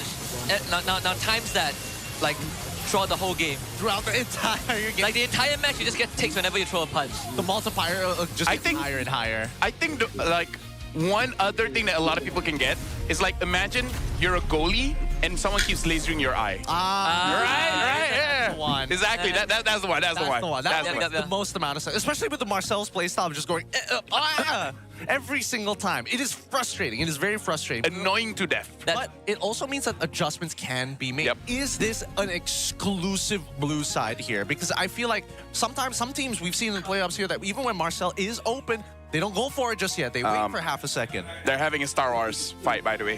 Whoa. Mars and Milo. Don't worry about it. They're bringing it over here. It's not Star Wars. It's what we call our All Stars, guys. 2026 All Star event is now available. Team up and die for some fortune. You know what to do. Go into the game, complete the in-game rewards, get a free skin. There's actually a bunch of them. The Atlas one is pretty free. The Yuzong one I finally got just yesterday. I wonder what part of the forest they are. Imagine if it's a full screen graphic right now. It's just. Oh, it's not.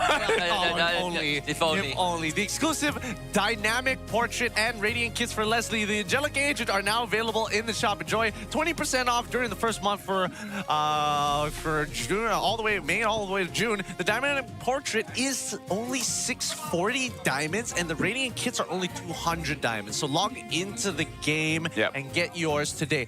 Milo trains in boxing. I didn't know that translates to become a Jedi. You know how they make you meditate in boxing? Luke Skywalker boxes. Like all Luke Skyboxer. We're gonna throw it over to Rose and see if she's got somebody up on the other side. Rose, who you talking to? Hey guys, selamat kembali ke Game Break interview bersama dengan Rose. Dan sekarang ni, Rose actually bersama dengan salah satu national athlete kita. Kita ada a professional badminton player. We have Pyo Mei Sing in the arena today. Hello, Mei Sing, how are you? Hello, I'm fine. So, I want to ask you, is it your first time in MPLMY?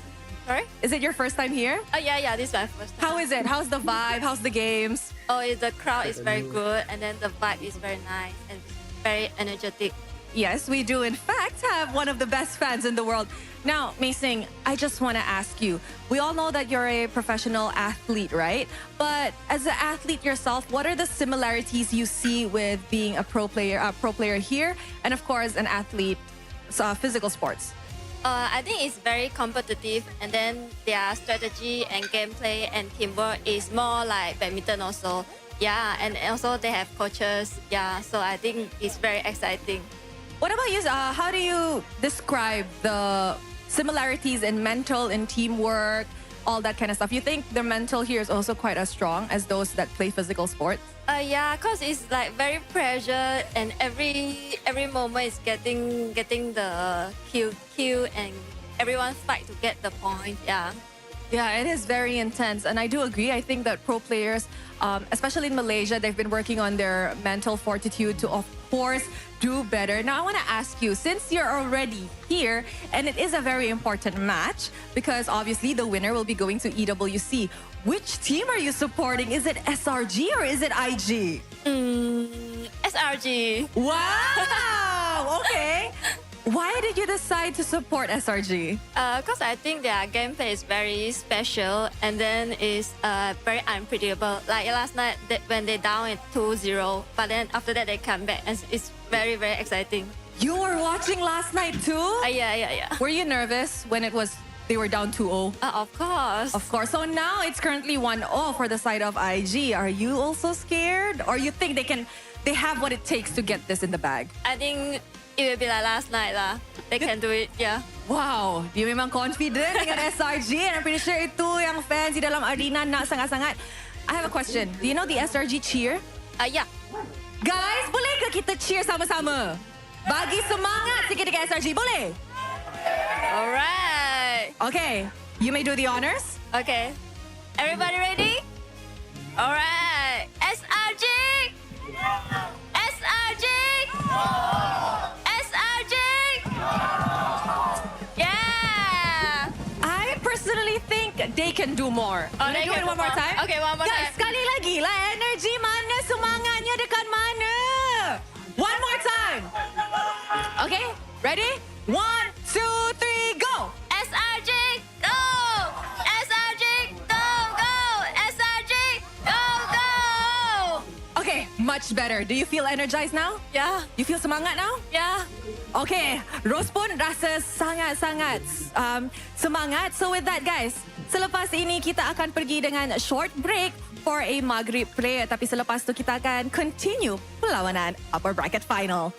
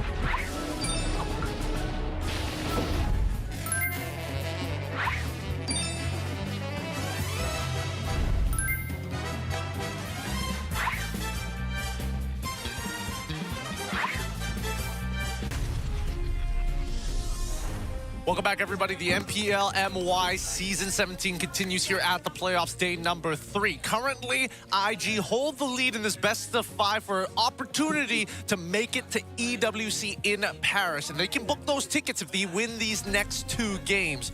But SRG are no slouches. Of course, welcome back, everybody. We've got Husky, we've got LaFell, we've got me, Gideon. We're keeping you company for the rest of today. Now, we did talk about potential swaps and changes on blue side and red side, but do you think that boost of confidence is going to be enough for IG to take it all the way here? Oh, Yes. 100%. Yes. 100%. Like, again, like, with confidence and no confidence, the change is very, very drastic, right? And I believe the confidence is for the coaches as well, because throughout the season, from regular season, from weeks to weeks, how many times have IG shifted their strategy, right? Once or twice, it looks awkward, but they eventually master it. Like, we saw IG brought this kind of draft yesterday. It didn't look good. And yet, against SRG, it looks much more polished. And that's why IG has got the best coaching staff award, right? Because I think Coach Bam and Jess are probably the combination that can rival what Arcadia and Becky brings to the table. Also because of how polarizing they are as coaches, with how they draft, how they manage the players, and how they are able to just gear switch whenever things don't go their way. You can go from Hazel Esports to Sidelane Esports, and it still works for IG because of the amount of hero they have. I think it's just the perfect combination of Coach Bam's weaknesses in the draft last time in previous metas to now. Hey, we've got Coach Jessvan, who's really on top of all this stuff. The big difference is that Coach Bam's Jessvan, unfortunately not. To be honest, before I joined IG, I had a lot of doubts about myself. I even delayed giving my answer to join the team because I wasn't sure. Hazel and Coach Jess were the ones who convinced me. They told me things like, with you, we can achieve great things. Let's do it together. Those words gave me the confidence to take the leap and join the team. That's the dichotomy of the coaches, right? Because Coach Jess, he will give you that confidence. It's like, I see the potential in you. I know the heroes that you can use, and those are the heroes that I want in my draft. And you have Coach Bam be like, if you suck, I'm going to replace you. So, that's good come back home, you know? It really keeps the players on their toes. Like, I will always be ready, Coach. I don't know. I feel like it's the opposite way around. I feel like Coach Bam is the one who's giving him confidence, and Coach Jessvan is just like, by the way. I feel like Coach Bam now, after, you know, it's like, okay, you know what? You guys are cool. It's like the first 3 weeks, he's like, I got my eyes on you. I mean, one of them is holding the player's contract. You know? All right, let's talk about the EXP laner head-to-head, because so far... Oh, not that much difference. Yes, it's not that big of a difference. The funny part is that Year 3 only came in halfway through the season. Well, Cram wasn't playing half the season as well. Fact. So it balances itself out. They're so equal. He actually came in, played like one game, two one games. or 2 series, and then Cram takes a break, you know? Yeah. Oh, yeah, you can say that, you know? Oh. I came in and he took a break. I think he's scared of me. Figuratively. All right. Enough of the jokes. We're going to be jumping right into the draft in just a little bit, and we want to see some of the changes. And maybe, I don't know, whether we're going to see a bit of a repeat of yesterday's attempt to try and break certain meta drafts. This time around against IG, with what we saw in game number 1, it didn't really give us much of a lead of what the direction of the drafts were. It was hidden all the way till the end. Yeah, I think if the one thing that surprised me first was the fact that Marcel was the first pick by SRG when they let it through. But now they're on red side, I feel like it is almost mandatory to consider a Marcel ban, because you know Nova is going to first pick that. Yeah, but the thing is, if they ban on the Marcel, IG would have a good chance to just pick up the Harif, right? It's the pick up, or you open both, right? But then you run the risk of, now they have a Marcel, what are we going to do? And here's the thing, I kind of hope IG continues the trend of using a tank jungle, because this is one of those times I'm okay to see it, just because it's not really an MPLMY thing. We haven't seen it for a while, and we haven't seen it done well. Yes, that is true. That is true. Most people just either whiff, or they're not entirely sure what they're trying to cancel out. They just want to be in front. Now, let's see. I feel like Marcel has to be banned, or the Paquito. It's either two. Either that or Boxing, right? I think there's like... But then the Fredrin, right? Different perspectives. All right, it's a tough choice. It's a very tough choice. I think no matter what, SRG is okay with it. Yeah. IG pick up Paquito here? If they take Paquito, there's Freya. What? If IG takes Akito, there's still Freya open. Oh, right. Oh, wait, that's a good point. Because I'm thinking whether or not is it worth going. No, Freya. Freya Harris. Take Freya. If you're IG, Yes. I think take Freya. Take Freya. Yeah, Take Freya. best. One of Richie's best. Yeah, take Freya. That is Freya. Yep. Yep. Pack Harith, right? Do you want Pack Harith or do you want Pack Claude? Ooh. Because either way, IG will get the other one. Yeah. Either way, IG will get the other one. I think Harry still take. I think the EXP you can. Oh wait, no, they can be flex and gold, huh? But Mel doesn't play the Freya. Yeah, that's true. That's true. Unless Coach Jess is like, with your Freya goal, we can do great things together. I mean, if he dares to pick up the Hellkrit gold, I think the coaches can. I see great things in you. With you, we can achieve great things if you do Freya gold. You think that's the coach call? Not Swalo coming in and being like, yo Mel, I've got this great idea and I think that you're the only one who can do it. Look, I did Zaz twice. It's your turn to go Freya gold. It's like everyone has that round, right? Like Mel did Hellkrit and blah blah blah, and then Hazel, he had to use tank jungle. Like everyone has their turn of being like, it's not that great of a thing. It definitely isn't. Guys, say cheese. This thing in the world. And the lighting is making it hard for him. Right. I don't know how he's gonna do it, but he'll figure it out. Look, we've got lots of fans here in the arena. I'm pretty sure that I'm gonna look pretty awful if I'm stuck in the middle of it. This should be Eve, huh? Eve. Do they want tank jungle? Do they want tank jungle? Yeah, if they want. Yeah. Yep, Eve Baxia. Which I was made for. Baxia. You show. No. Then you're risking too much. Is there any one specific hero that does well against the Freya here? Because if not, they might. Retreat is not too bad. No, if not, they might default to just a Paquito here. I think they have to default to the Paquito. There's not a lot of things that deal with Freya very well. I would say that the Phoveus is like, even that's borderline because you don't have control over them. You can survive it, but you don't have control. And I think that Paquito gives you kind of everything. Nice, unless GG. He goes Benedetta. Gets real wild with it. It's like, this is the only way we're going to deal with Eve. Yeah. But then that would be like second phase pick, right? Most likely.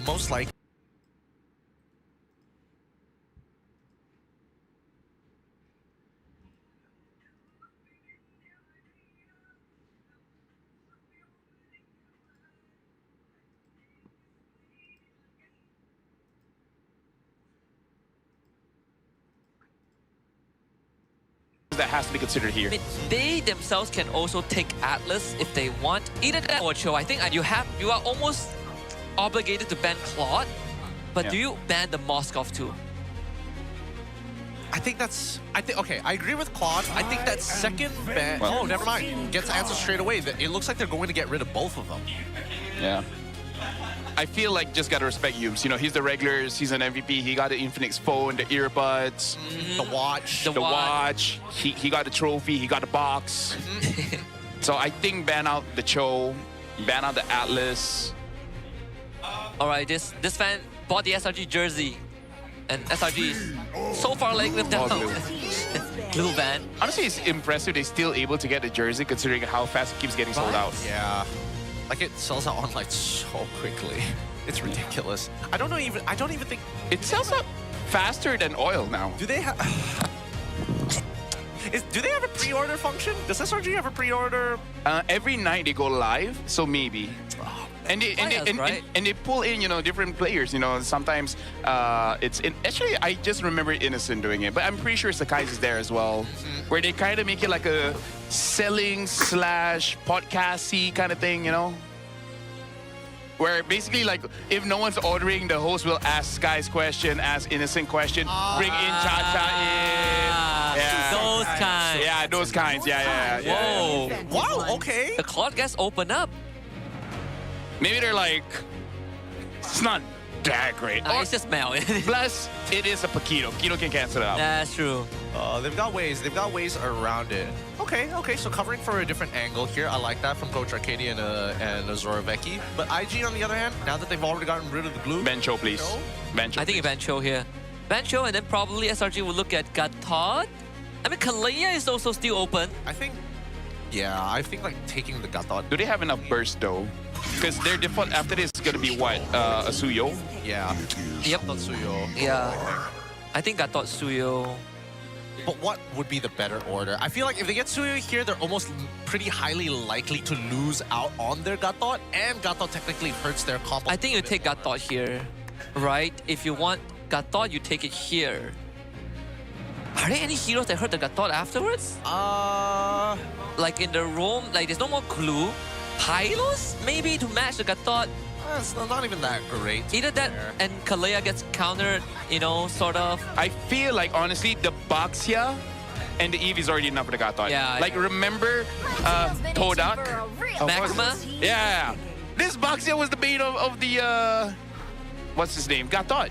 They actually pushed him out of the meta. Yeah, I remember that. I definitely remember that. And not to mention that Kalea, huh? Pretty well into the Kalea unless we get into the late game, and then Kalea just tsunami slams Baxia every time. Yeah, I guess Kalea does give you more control, like, on who you want to target. And, I mean, Yves generally doesn't want to take Purify, but the Freya can, right? And the Freya, like, we've seen Yetri, he has some great timings to get the immunity iframe with the ult. It's not easy to pick up either. This would be spicy if the Freya goes gold and they pick up like an Esmeralda. Ooh, double. But then deals with the Puck as well as the Eswin. But now they're still going with the quad. Damage, right? Yeah. Without like yeah, then Gatot comes out. Yeah. Sword is. Which one is better, Suyo or Leomord? I personally prefer. I want to say Suyo. If you are playing for the later stages of the game, you're going to be playing Leomord. If you're going to be playing for like early mid, I think Suyo, because then at least Suyo you can pick and choose when you can fight whenever, compared to Leomord where it's very strict timing. Yeah, I feel like Suyo gives you a bit more flexibility, right? At the cost of you have lesser margin for error. Once you get caught, it's lights out. You have to be really sharp with these timings. Oh wait, actually, it might not even be that great to go Suyo. At this point, he's already having to deal with Eve and Baxia. Specifically, the Baxia is tough to deal with because even in your immortal form, you take a decent amount from specifically magic damage. Unless he goes Hayabusa. Hayabusa? Nah, doubt it. Yep, Suyo. Oh. I'm liking this draft. Yep. They got their signatures. Well, you know what I mean. I mean, they've got a really strong style of play. I don't know how they're going to deal with this other than like big super plays coming out of either side laners. Yeah. This is what's good about having a flexible jungler, right? Like it forces teams that go up against IG, you're guaranteed to ban YSS and Fanny. And afterwards, do you want to ban Marcel? Do you want to ban Baxia? There's so many choices to pick. Do you want me to make you feel sad? Make me feel sad? That used to be just Gar. That used to be. God damn it. See, I know where it hurts. But speaking of which, for SRG to do well, they need to do two things. Let Cram escape his lane almost immediately, and then Cram, Yums, and Sakai's immediately go ham. I think let's see whether or not we see the proxy here. This is the most important level 1. Because I do notice that Yums and Stormy immediately there, and it looks like Cram is not going to be able to get the proxy down, and will just have to clear the waves. Yep. But the priority does go over to SRG, so they get to leave first and set up the Lethal Wanderer for Sakai's. It is not an easy Lethal Wanderer to contest, you know, just because it's a Baxia Gatot Eve. Hard to deal with this mid trio, but the Drusen is an insurance policy when you have someone like Kalea to constantly peel you back. Yeah, it looks like they're just really protecting the camp here. I feel like Sakai just want to dash in and go for a retreat, and he won't have the time. Yeah, it's way too late to that. Yeah. They do go for the chunk at the bare minimum. Oh, Stormy. Oh, they need to not break his... Oh, they did. Even his Rejuvenate's gone. Yep, now we get the lift off. There's some decent damage trade there. So the guy's still waiting for cooldowns, and Stormy can't really continue there. It was good by Yums. Yums was the one blocking Hazel. If not, Stormy would have 100% died there. And the good thing is, no one used their spells. So close, right at the very edge. I'm surprised nobody used their spells. Like, I'm thinking even just flickering in front of Stormy's face just to bait out the reaction might have been good enough. Yeah. And Yefi goes for the proxy. This is his very standard ammo. He gets level 2, level 3, and then he's gonna start the proxy just to get priority. Well, thankfully the wave clear for Paquito was buffed up. Can he You get get this this. river crab? For Alright, number this is 4. gonna. Well, he's not getting it. Well, Hazel is there, so should be going over to Yetri. I love how Hazel's like, I'm not even gonna take this. Yeah. Needs to stand in front. Try me. No level 4 for you. The evolution of Hazel, it went from everything goes to me. Now I'm gonna support everyone. Yep. I don't think they'll get turtle here. RWM gets used out, but Yetri is incredibly low. So they want to look for the counter angle. Yetri still alive. First blood for the Freya. And SRG have no response. Shout out to Revitalize as well, man. Yeah, that's got to be very frustrating. Very, very frustrating for Sakai's because of that movement. And honestly, they weren't even looking. They were trying to get the pick onto Ye 3 to try and stop a snowball from actually starting. Yeah. Yetri is looking pretty good on this Freya, man. Like, Freya needs to be adjusted somehow because at this point, I really think that she should always be bad. She should never be let through. Unless maybe a Phobius. Because like you said, it's the closest thing to a counter. Yep. Yep. And also Stormy wasn't even level 4 in that fight, right? So he couldn't contribute with his ult. Some minor factors that resulted in SRG losing Sakai's and purple buff. The audience is wrong. Audience. I mean, yeah, let's be real. I mean, SRG fans has hardly been right. Well, yeah. They'll be fine here. For the most part, Innocent, he knows how to hold on to his abilities for extremely long periods of time. But now they really need an answer to Ye 3. This mid game is going to be pretty detrimental. But now that Yums is level 4, they could try and set up a play here up on top side or somebody who doesn't have a Purify. In this case, Nova Escobar, but again, it's that AOG that's the problem. Dang, Mel actually got the crab. And win or lose, just to answer Gideon's question, yes, the confidence really helped out Mel and Yetri. Look at how good they're playing right now. Very clean movement. Very clean movement. Got my bot side, though. It looks like another trade that doesn't seem to be in Cram's favor, but he at least gets the River Crab. And this is what I'm talking about, right? Because at least with Paquito, you can kind of mitigate how you trade against the Freya. You can push her back after level 4 and then create some space and still be able to sustain. Yeah, gotta Sword play and around shield against boxing, man. Gotta play around the combo points that she has, right? Because every time she has combo points, she gets some shield, and then that basically mitigates the trade. So honestly, it's just about control. And Ye 3 has all the control in the world right now. Fortunately for Cram, he can't one-shot the wave. Yeah, Nova walking up, doesn't get the taunt in. But Hazel doing just enough for the zoning. They turn on the Hazel, but he's very durable. And now Yums needs a bit of rescuing. Yeah, and the Revitalize is there as well. Yep.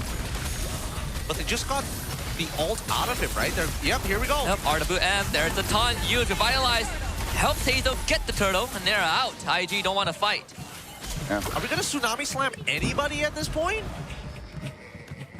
Like, we're not finding any targets. All like, a majority of ults are still available from the side of SRG. So this is a hard call. I think they were waiting on two things. Yums might just be not confident his team has enough damage. And number two, they wanted Invictus to overstep. And Invictus is like, nah, we're disciplined gaming right now. We believe. I like disciplined gaming. That is very funny. Very funny indeed. DG, our sponsor. Yes, yes. Yes. I want to slap something with self. It's not coming to me right now. I'll talk about it later. Yep. 75 seconds left on the next upcoming turtle here, but you can see that the impact has already been left. Do they have enough damage? They've got the early rotation here from Cram. Yeah, I mean, they have burst, but not if Hazel is right in front. I'm gonna say Hazel was the one that dodged that one. Yeah. He's like, no. Hell no. So 1v1, Innocent taking a lot into a tower shot and still finds the outplay. We see that twice today. One from Chiku and one from Mel. Yikes. Yikes. He was confident. He was confident. Fortunately got punished for it. And now Cram getting denied the opportunity. Oh, doesn't get denied. Yeah, 3. Didn't commit hard enough and he gets the free proxy. Well, Restore some confidence for SRG. Nova still holding on to the ult, and now SRG full-on goes for it. AOG gets committed as a counter response, but Yetri comes in with a 1-2 combo. They will try to slice Gatot apart, and they find 2. There you have it. There you have it. That's the pinch that they were looking for. They didn't know that Sakai's was hiding in that bush, but they did have a rough idea that Cram already left his lane. He gets back in, and if you look at the instant replay, those knock-up strikes are canceling important abilities as both Hazel, alongside with his Gatot, is trying their best to stay alive and disengage from the fight. And this is the effect of your, I would say your ace, right? Because the moment Innocent got that 1v1, the entire team feels like they have enough damage, and that gives Yum the confidence he can catch. Yeah, Innocent instantly dives to the backline with the help of Yum. The RWM as a response from Suelo. Innocent dancing in the midst of 3 people and still gets out with his life. Guys will do the same with the turtle, but Stormy is in a lot of danger. Yeah, 3 with a double kill, and SRG falls back. He gets run down. But now we see a bit of a lane swap. They've unlocked Innocent at the bare minimum here, but they might look to lose their mid-tier 1 unless Cram has something to say. Yep, he's gonna clear that out, not a problem. Thaw out Nova, and now AOG just on time. Oh no! They missed the second knockout strike, which ended up missing the Soul Sever. That's so sad. It happens, you know, it happens. Yeah, it happens. It shouldn't happen. It shouldn't happen. Gotta be critical. It's whoa. Flinch. Anybody else feel that Suelo, like his first couple of games is always a little jittery? Like he flickers off of anything. Even in the regular season, there are moments where he just flickered like super early. He just gets spooked out, you know? Yeah. And always on Eve. I rather that than Zask. I'd rather that than if he dies, you know? Like, let me safe than sorry. It's better to, yeah, safe than sorry, you know? Like the counter argument would be like, why didn't you flicker earlier? Gun to your head. Why didn't you flicker earlier? Well, I'm gonna flicker now. And now they start moving away. Actually, maybe that's the answer. He rather people ask why did he flicker than ask why didn't you flicker. That's fair. That's fair. He'd probably answer it like saving it for next year. Yeah. I'm saving it for the lower bracket because I want to fight Vamos. Hey, they can still win this one, all right? They're saving it for the grand final. Facts. Oh man, but it's still a dangerous game. And honestly, I like the fact that both SRG and Invictus have now officially just, we respect you. We cannot be hyper aggressive anymore. We cannot just go in unprepared for a fight. Yeah. And I gotta say, both teams hate each other EXP laners right now, right? They're not interacting with each other anymore. It's just like, Cram, find Mel. And Yetri, whoever is available, you know? Anybody. Oh, they found one. AOG immediate response again, but the dive underneath the tier 1, they pull out Suelo just like that. So guys looking to get away. Malcolm D doesn't find the secure, and Nova Escobar falls. But Yetri, he's about to join the fight. SRG, they gotta clean this up as fast as they can. And Cram sees this. Here comes the Valkyrie's descent. Stormy with the disengage, but Yetri is gonna start wailing away. They need to stop him in track. Innocent waiting for his cooldown to come back up, but Yetri is already on a mega kill streak. Cram, 3-man knockout punch, and some guys back in, and SRG strikes back twice as hard. Woo! What a turnaround. What a turnaround that was. A dance on the tightrope, and at the very end, when you thought Cram had just wasted his abilities, he turns it around to set it up for some guys. IG set it up so well for Cram to do something there. Like, they were just stacked together. They funneled into that tribe rush, man. Yep. Like, Invictus has been disciplined. The moment that they're not, like, here's the thing. Like, you were talking about jittery, right? Uh-huh. It looked like IG was, the whole team jittery. Like, the moment Suelo got caught, everyone panicked. Everyone fought when they really didn't have to. They already got a good trade, and then they wanted more. And that's kind of where they put themselves in a situation where Cram just gets them. Which, by the way, looks like this is the key to victory for Slangori Giants. Yep. Catch Suelo. I think they felt empowered by Yetri's arrival too, right? Like our Freya and Hazel. And Hazel, yeah. I could have sworn there's an Estes there by the fact that Hazel just could not die. Yep. Oh man, I gotta give it a Slander Red Giants. Just an incredible reaction from Yums. He goes for the flank tsunami slam. He sees the AOG, waits at the edge of it, tanks the tower, the tier 1 tower the entire time, gets the guys out because of it, and yet this transpired to an SRG winning scenario. Yeah. But Harith, man. And the Harith, like, you know, Cram is amazing, man. But Harith, man. Harith. He might have lost game 1, but might be different. AOG doesn't hit the mark, but they do find Stormy. Not able to get away this time, and unfortunately, Yums is back in a bit too late, so he is most likely going to be the casualty. Flickers to safety, doesn't plunge to the glowing one. Yetri comes in with the Valkyrie's descent. SRG somehow managing to bail everyone else out. Yeah. You know, Stormy's the only casualty that's good because honestly the setup from IG was amazing. Suelo got 3 members into RWM and Nova was very fast to respond as well with his own AOG. The fact that only Stormy died, it's his fault because he didn't use Flicker. I know, he didn't use Flicker. He should have taken notes from Suelo. Yep, and he honestly shouldn't get taunted by Nova. There's no real world that he gets hit by the taunt unless he wasn't paying attention or he's walking into a bush and he doesn't know that Gattot's on the other side. Either way, still not the best scenario to be in if you are in Stormy's position, but he knows his job, right? He's not the KDA machine that he need. He's mainly just for cleanup, more so for peel, but as an anchor, he needs to make sure that there's enough space for Innocent to move around. Yeah. So right now for SRG, I think the win condition is going to stay the same. As long as they get Suelo, then that's going to be all good. So for Invictus, it's all about protecting Suelo, or maybe just let Suelo ult, and then if you die, you die.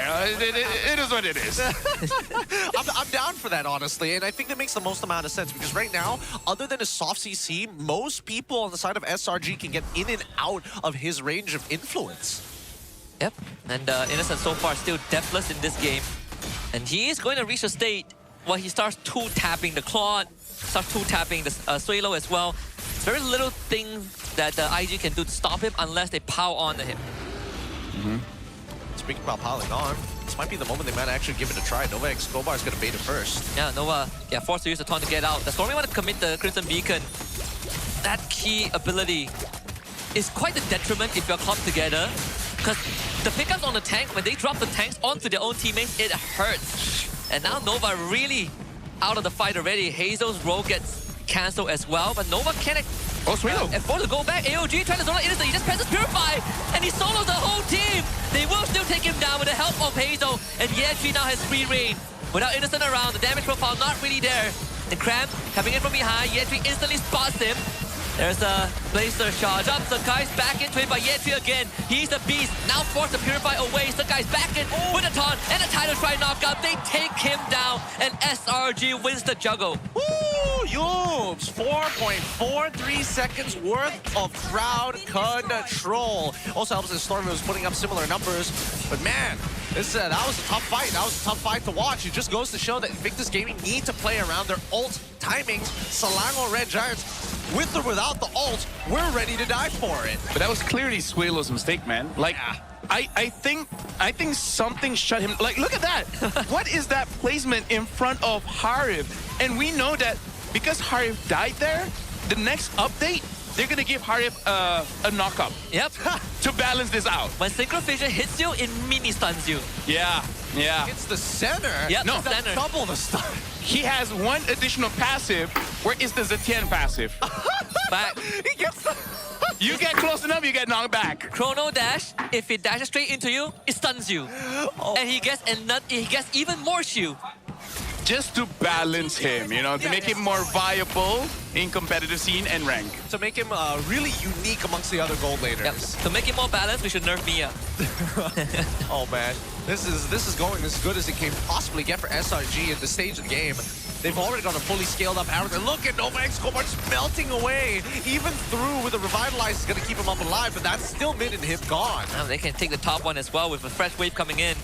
SRG delivering the treatment that they got from game 1 back to IG with the same magnitude. And honestly, even with the early immortality from Nova, if you can't really get a fight going, it doesn't really make too much difference. What is Hazel gonna do here? The flying claws. Like, what's the plan? Is he just giving vision so that Nova can start something? Maybe? 100% sure. I would assume it's because of the neutral objective, but it's not spawning anytime soon. Yeah. And SRG is not going to path top because the inhib is bottom. Because he's not a Harley. He isn't a Harley. He is, yeah. Wait. Maybe? Wait. Okay, Yep, here he comes. Maybe he's looking for a pinch. Innocent has to be the target, no? Oh! Here they go for Innocent. Innocent gets out. Great hero, by the way. They do see Sakai's, but Sakai's has iframes. Gets out of there. Good ideas from IG, actually. Wait, and they honestly got pretty darn close to killing Innocent, putting him down to at least 10% of his HP, and got us Purify. Wait, really? I thought I saw Innocent with full HP now. I mean, he healed back up. All right. Yeah. Don't forget, he has a shield. No, he has his... And heal. Yeah, and attack speed and burst. He gets hybrid lifesteal. The more opponents are around him. Up to a maximum of 35%. How nice is that? Wait until they give him a new passive where when he pops Salmon Force, he gets true damage. I have a great idea. When he pops Salmon Force, whoever is on top of the Salmon Force gets knocked up. Okay, you know what? Like he lays it out and people get knocked up. You know what? No. This time his shield is like Uranus. When you pop it, it explodes. It explodes. So he just dives you, right? Yeah. Or he just dives you and kills you. No. Okay, you know what? We should not give ideas. No, it's even better because it works like the Uranus shield, but it still has the low cooldown. So every time he chrono dashes again, it explodes. Straight away. How is it that we're designing Harif to be a better Uranus than Uranus? So Harif should get a skin off of that. It's called the SV Harif. You fill in the blanks. I can't say it on broadcast, but you know. I was thinking like the skin would just be like Pluto Harith or something. The Pluto Harith. But look at the pack. Look at Cram. Look at the pack. Cram is waiting. Nova finds Yumes. Wait, they're waiting until Hazel shows up. Yep, they see him now. He's going back. And going on to Harif. Harif purifies out. Make up your minds! No! Hey, they're being cautious. They're being cautious. And there's a bottom wave. God, this should have been a free inhib already. There's a bottom wave. Here he comes. Yeah, he's gonna go deal with the wave. I think IG will take this window to try and rush the Lord. Oh! AOG. It's only his Yumes. But remember, there's a lot of control there from SRG. IG gotta make their mind up now, and they pull off the Lord. Who do they want to go for? Yetri jumps away. And Mel gotta be careless with the crown out. Oh no, Mel! Not like this. Once he's purified, they divert the attention onto Nova and gives the guys the room to grab the lore. And now the bottom inhibitor forced to be defended by Year 3. SRG gets a freebie. Bro, my God. Bro, your girlfriend is watching, man. Oh my God. you BMI, and then you pause, and then you enter, and then you blazing the way. Hey, don't forget the purify. My favorite part of that was Yumes ignores him even after when he has no purify. I think even Yumes was freaking out. He was like, what the heck? He went for no. We need the comms from both teams for that. Cram looking for one shot onto Mel. Oh, about to get him. Mel still survives, and that's flicker from Cram. They're gonna try and mount this defense. The Lord pretty healthy. Yumes comes back to life, but Yetri is already gone thanks to Stormy. And Mel QT assassinated. They lose the guys, but honestly, who really cares? They're innocent around. And the rest of IG falling apart one by one. And SRG not gonna go down without a fight. They got denied game one, but they sure as heck will fight back. And we go again. It's 1-1 between these two. 1-1. The scoreline with a ticket to Paris as the reward for the victors. At least Suelo was able to get one back on Stormy at the very end there, but that's gonna leave an impression. I don't know about that confidence no more, because at the end of that, those blunders, oh my goodness. That's too much confidence. No. We have to change the wording, right? Oh, we're changing the narrative? Yeah. So it's not confidence anymore. No. The narrative is still the same. Okay. But you just changing one word, it describes the situation better. That was negative aura. He lost aura. They aura farmed in game one, lost all of it, and now they're in aura debt. They have to pay the aura back. Not even like a neutral stack. Not neutral. Not dead. They have negative aura. They have debt against SRG and the coach. Well, so Mel QT single-handedly tanked the stocks. Exactly. Like Wall Street of aura is in shambles. People are selling right after that play, you know? This is what happens when you sell houses too cheap and people can't afford it, and then the entire economy tanks. When you press that winner crown, people started selling stocks, you know? Truly wild. Truly, there's no words that can describe what I was expecting this game. But after what I saw, I would rather my expectations. I wanna hear Mirko's reaction to that. I'm pretty sure he was watch partying that. He's probably losing his mind, I'll be honest with you. I'm losing my mind already thinking about that play again. Just at what point was it like a good idea? I should not have got my hopes out after game one. It wasn't even like I'm gonna BMI back to safety. It's just I pressed everything I had. Literally, just one by one. With all the wrongs, like the worst possible sequence. Let me just say, even if IG wins this series, don't open TikTok. It's gonna be swarming with just one clip, unless something worse happens. The fact that he didn't die, it's like a miracle, you know. Miracle. The fact that he did all that. Oh man. Maybe that's what he can justify with. I did not. Die. All of that was necessary. All necessary. All right. Oh boy, let's look at our MVP of the game here. Give it up to Cram on Paquito. A lot of moments in this game, but I have to admit, not the cleanest as well. Like, even from SRG's side, there were a couple of moments. Sakai's, he finds moments, but I don't know whether he has too much trust in his teammates at this stage, right? There's a lot of moments where it's like, hey, I'm about to get my cooldowns, let me comment to you, and he uses his iframes forward and just straight up dies. Yeah, it's I think, like, I like Paquito in this position. I feel like, who was the one, was it Pops yesterday who talked about this? Where Paquito isn't just about the damage, right? It's about the control that he provides, right? The staggering effect in these team fights, like the knockout punch, for example, and the ability to just chunk you out enough to keep you away from the fight. And that's why, like, when we look at how Sanford, the best Paquito player right now, plays Paquito, you get that Oracle, you get the Hunter Strike, you're a menace. You are quite the menace. I think, so I personally believe that at least for a lot of Paquito players out there, Hunter Strike is a must first item. The second item is where you can start to deviate in terms of what you want to go. You go from Prolific Roar, if a majority of them are really, really squishy. You can go for a more sustained build with War Axe. And here, even with the Sea Halberd, it's not that bad considering that you're already facing somebody who wants to sustain as well on the opposite side. I'm sorry, I'm still just staggered. I'm shell-shocked. I need you to take a poll. I need you to take a poll. No, pick and choose, right? Like okay. this or that. All right. The Mel. Yeah. Blunder. Okay. Let's give it a name. Mel. I don't know. Negative aura. Malfunction. Yeah. Negative. That's good. The malfunction. Oh man. Then I need a better name for what Swaylo did, right?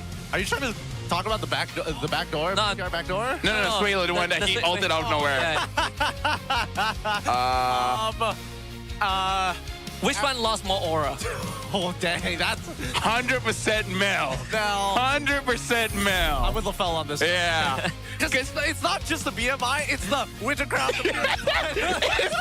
it's like what he did. His team said, "You buried yourself. You dig yourself out of this." And I was like, "I'm trying." So, you know. The whole package, you know. Especially, there's a lot of contrast, right? Yesterday was the best Claude day ever. And then we saw that. I think even Chico was like, bro, what the? That just happened. All right. So, despite... What the Freya? Well, I think that at least for IG, get it out. Get it all. Get the mistakes out all now. You got the confidence, then you got the overconfidence, and then the overheat immediately after. I think they need to find that balance of calm now because I gotta give it to them. The early game from IG here was looking real nice. Yeah, especially this sequence, right, where they got the punish on the Sakai's and they were able to translate it in some pretty good response. But it's just, again, when that mid game rolls around, the question that's asked is if they can hold on to the lead. They just couldn't. Let's just wait for the negative aura moments, just so that we can relive again. I mean, like, good plays coming in from SRG. You know, Yums make sure that Swaylo is not in his A game. And it just hangs from there. I feel like that's the start of it. I have like one last justification to try and dig Mel out of that hole. Okay, when we see it, Yeah. Because I even want to see a slow motion. Slow motion. So that we can see the thoughts processing in his head. This one was a great moment. This one was great. Because you know he went to BMI, Blazing Duet, into a Winter Crown. Okay. I think it's the clip after this. I felt like he thought for a moment he had Winds of Nature. Yes. Oh. Yes. Instead of Winter Crown. And then when he pressed it, he realized that, oh crap. They just skipped it. They just skipped it. They knew. They lost too much stocks. Yeah. Oh, that's fair. All right. But I had moments like that as well where I'm like, I think I Winds of Nature. I press it and then I freeze. I'm like, oh crap. What have I done? What have I done? Yeah. Maybe. That's the only justification. Yeah. I'm just happy we didn't get to see the clip again. Oh, there! Wait. Wait. Oh, this one. This is Cram's clip. This is Cram's But, clip. you know, we want to see something else. No, we're going to see the... I mean, yeah, we're going to see the POV, right? It's cool, but, you know. We might see the POV. We are like, oh, that moment. Because Cram was flanking. Well, he was flanking-ish. He was ready to go away. He was like, wait, they're staying? Yep, and then this comes... Ah, that's Bro, you know what? They're protecting the economy. Muntan is actively protecting the economy. That's kind of L. Big L's, big L's. But it's fine. It's still a lesson that needs to be learned by Invictus Gaming. I have to admit that SRG side, not exactly the cleanest, and we're expecting more coming into game. Gentlemen, how do you guys feel about our caster career here? That we're casting the playoff, and we're casting currently the two best teams. You know, Vamos might be there as well, but yeah.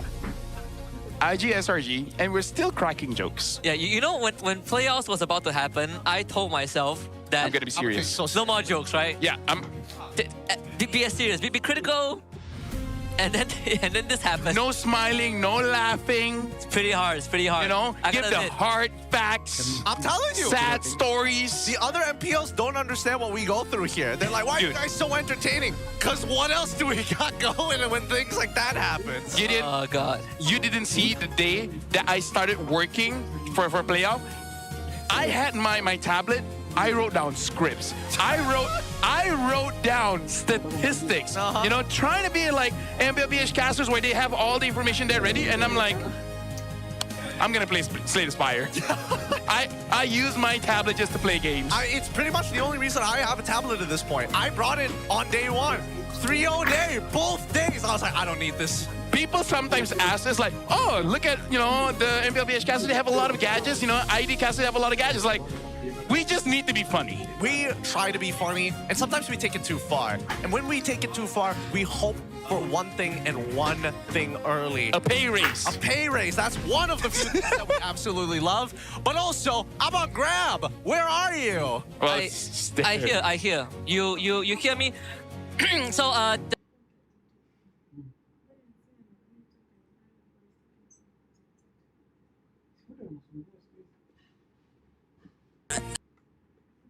I grab Rebel I'm not Driver by doing day. And then I netizen by night. But I'm here to tell you that at first I want to talk about the camera guy. Uncle don't like paparazzi. Like the camera guy, I think he bit lah. Then they both have two guns. Son. And I have to remind you, okay? When you buy item, you have to remember what item you buy. You order Grab, if you order burger, I give you burger. You cannot order burger then take someone else spaghetti. No good, okay? So if you buy the Winds of Nature, you have to remember you have Winds of Nature. If you buy the Winter Crown, you have to remember you have Winter Game 2 already. Not good, okay? So Uncle so old already, still got good memory. I still remember your order from last season. They come in, Uncle, give me 1 roti canai, 2 teh panas, kurang sugar. I remember that. So you must remember also. But also remember to use this Grab code whenever you play at night. Because you need full stomach, full focus to play your best game. From 9 p.m. until 4 a.m. to keep your late night grind going strong, use this code, Larut Malam, okay? LARUT MALAM. I don't study much back at school. Uncle, father don't have money, but at least I can read this out for you. So remember, use this code to play more games, okay? Walao, uncle. This person, I tell you, he come my house. He said, this your order. Like, uncle, you drunk, I don't order this. You need to understand. That time I come, I give you the order. I thought it's someone else to take, It actually happened to me just last week. It actually did happen. I was ordering something else, and I got someone else's order. And I'm like, okay, but they compensated me. It was very nice. Shout out to Uncle. Hey, shout out. He good guy, best guy. Not so much education, big shout but out. good. Very good, very good. Abang Grab Singapore. That's as close as I could see the accent was sounding. No, it's just like the first gen of Chinese immigrants. They didn't speak English. No, not like that. We just learned English, all right? No. Imagine he's saying like, okay, Chinese first generation. Like, excuse me. Sir, listen to me. We're turning over to Poji for the Vimix call just to say who he's talking with. My name is Yao Chan. Turn it to Poji. Terima kasih kawan-kawan kasta yang kembali bersama saya Poji untuk Women's Call bersama dengan orang yang sangat jauh, Saiful dan juga Moon. Paham. Paham. Korang kat mana? Cuba kongsikan dengan saya. Korang dekat mana sekarang? Okey, Bul. Cuba bagi tahu sikit kita kat mana, Bul? Okey, kita orang berada di Stadium Juara dekat MPL tu sendiri. Yes. Berada di venue lah. Venue. Playoff. Faham? Faham. Yeah. Faham. Okey, Paul. Sebelum kita nak pergi jauh sikit, aku nak tanya kat kau ni, Paul. Kenapa kau cakap kan untuk game Vamos, kalau kata Vamos kalah game 4, game 5 mesti kalah juga. Kenapa Sebab dia macam game tu penentu semangat dia ke game kelima. Serius Ji. Ji, kau jangan tanya lebih-lebih Ji. Sakit kau Ji. Okey, aku tanya. Okey, tapi aku difahamkan, Paul, kau adalah fan IG. Moon pula penyokong tegar SRG. Betul ke? Betul. Okey, Moon boleh kongsi, Moon. Kenapa sokong SRG, Moon? Okey, simple je. Sebab menang MSC hari tu. Oh, fans selepas MSC? Menang MSC. Betul. Saya antara orangnya. Saya mengaku. Okey, Paul, dia fans selepas MSC, Paul. Kalau kau macam mana, Paul? Kau fan IG, Paul. Tadi aku tengok Melden ulti dia winter dulu. Habis winter baru ulti. Dia kena tahu, muka gangster tak semestinya innocent takut. Jangan macam tu, Tapi kalau kata minat IG sebab apa, aku minat vibe dia, Haji, Vibe dia, betul. Menari-nari, enjoy. Happy go lucky. Dia game ni tak stress sangat. Senang cerita sebab sebelum ni Apple tim dia sebelum. Faham. Jangan live. Okey. Untuk game 1, game 2 kan korang boleh tengok. 1 IG menang, second SRG menang. So korang rasa game ni boleh pergi berapa jauh? Aku rasa game ni mungkin boleh sampai ke 3-2 lah. Saya rasa diorang ni antara tim yang respect streamer. Diorang suka macam game tu biar lama-lama pun tak apa lah. Asalkan fans macam fun lah datang kat venue ni. 3-2. SRG lah menang kan. Biar puas lah dekat penonton. Tapi Paul, satu benda yang kita faham, SRG ni adalah tim yang cepat adapt dengan any situation. Macam tadi first game diorang dah memang kena tabrak rata. Memang tidur. Tapi game kedua, SRG buktikan diorang boleh masuk laju semua. SRG dah mula baca game.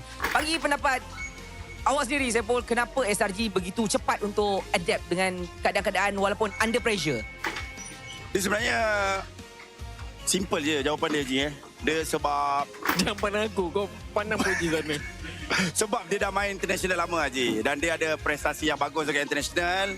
So sebenarnya Liga International tu bagi aku lebih pressure daripada Liga Malaysia tu sendiri. So bagi diorang untuk adapt tu benda biasa kalau main dekat Liga Malaysia. Jadi boleh ke kalau macam IG ke ataupun Vamos yang tengah tunggu dekat bawah ni untuk compete sama-sama dengan SRG untuk diorang bersaing untuk be on the same level? Boleh je, tak ada benda yang mustahil Kalau Zeno main boleh lah. Kalau Zeno main aku tak ada mau esok stream. Okey, aku tak nak cakap banyak benda ni macam banyak kelakar. Okey, Saiful, Moon, ada tak apa-apa pesanan dekat untuk orang-orang yang tengah menonton, mungkin menonton dari rumah ataupun untuk orang yang dekat luar ni untuk enjoy bersama-sama dengan korang dekat watch party tu?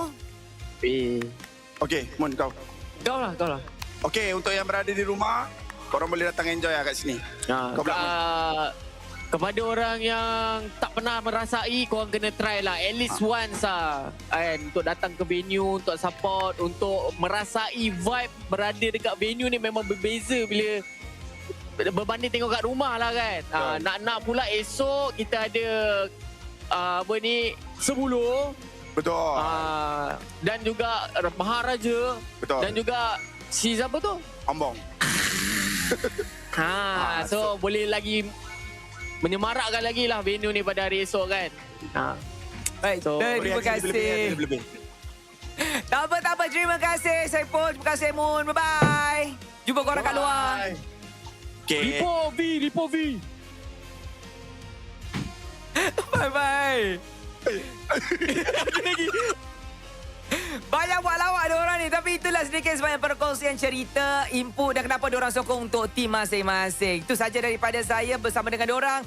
Jom kita masuk balik dekat meja panel untuk mereka bincangkan siapa bakal menang game lepas ni. Ooh, and there you have it. Oh, shout outs to all the restreamers. Hopefully you guys are having as much fun as we are. I am genuinely worried about our restreamers outside. I'm pretty sure it's going to rain in just a little bit. Because the signs are here. The signs are here. You guys might not notice, but Gideon is a weather detector. He's a rain man. I'm a psychic weatherman. It's like those old people, like they get kneecap pains, but instead of that, you know, old people. Hey, At what point? We had a first generation Chinese. Don't play. I tell you, don't play. Don't play. The British had to taught me English. I can't deal with it. I can't deal with it. Are we more influenced by the British or the Japanese? The British. Our law follows common British law. No. I would say back in my school, actually, it was a lot of bad things happened by the Japanese there. I would say, yeah. Yep. The Japanese would have a big my school is above their like the people dying place. What do they call it? Mass grave? Yeah, mass grave. Yeah. Your school is above the mass grave. Yeah. I'm surprised they had. We needed space for education. You know, education comes first. That's your reasoning? We had to make sacrifice. There were two things. Well, not us make the sacrifice, but you know what I mean. Yeah. There was only two things it could have become. It was either another plantation or it was going to become a school. They went with school. It could be a hospital or a prison. No, that's what they do in East Malaysia. Very literally. Yep. Yeah. Skyza has a higher win rate than Aaron Shiki on a Moscow. Does he actually? Dang, MelQT won 8 out of 10 games. That's wild. With Moscow. That's a wild thought to think about. Especially considering that like Innocent has been having like a pretty, well, not the most profound season with a couple of losses, but that's not necessarily his fault. That being said, though, looks like the drafting phase is about to begin here. Finally, we can start moving our way and figuring out what the random map draw is going to look like. Generally speaking, I don't think these map draws affect a majority of these teams as much as some of the other regions, but let's find out anyways as we head on in. By the way, Midnight is saying that he remembers coming to MY, and he also prepared a lot. Ends up not using anything, and then we just predicted throws, and it was always accurate. Yep. Shout out to Midnight, man. It's honestly easier to predict which team is going to throw the game than win the game. Honestly, sometimes it even gets hard to predict who's going to lose harder. Hey, that's why we have the term, right, for certain teams, like, is this vamosable? Yep. Possible. Yep. Is this a bigger throwable? This is why sometimes we have disappointments like Jasgar. Like, the more you love him, the more you're setting yourself up for heartbreak. Hey, man. That's why me and Gideon, we stopped loving people. Yeah. We But you're both married. But you're both married. Then you know the exact date of... you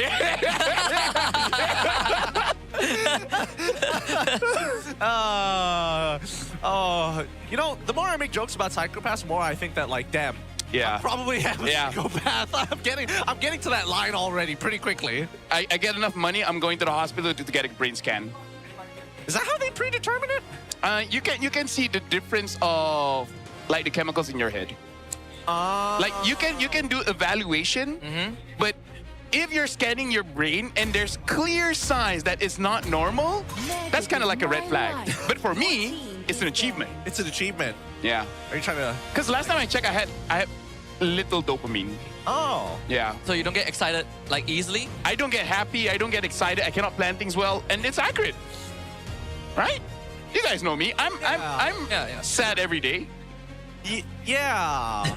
Yeah. Wait, I'm realizing a bunch of things. Wait a minute, that means your entire reward system is kind of messed up as well. Oh, it's very bad. Yeah, it's very bad. It's a tough life, you know, but someone's got to live it. Somebody's got to live it. Somebody's got to live it. Try to end it, but it didn't end well. Or it did end well. It depends. It depends. Oh well. Now we we go. Wait, hold on. Well, they banned Paquito and the Freya. Paquita? Marcel and Harif? Marif! Harcel. Wait a minute. Something feels like something is okay. Something's left Phobius open. is open, but is it forspicable? Compared to like Guinevere? Yeah. Oh, you take Claude? Oh, Gwyn's also open. Yeah, correct. Gwyn, Harley.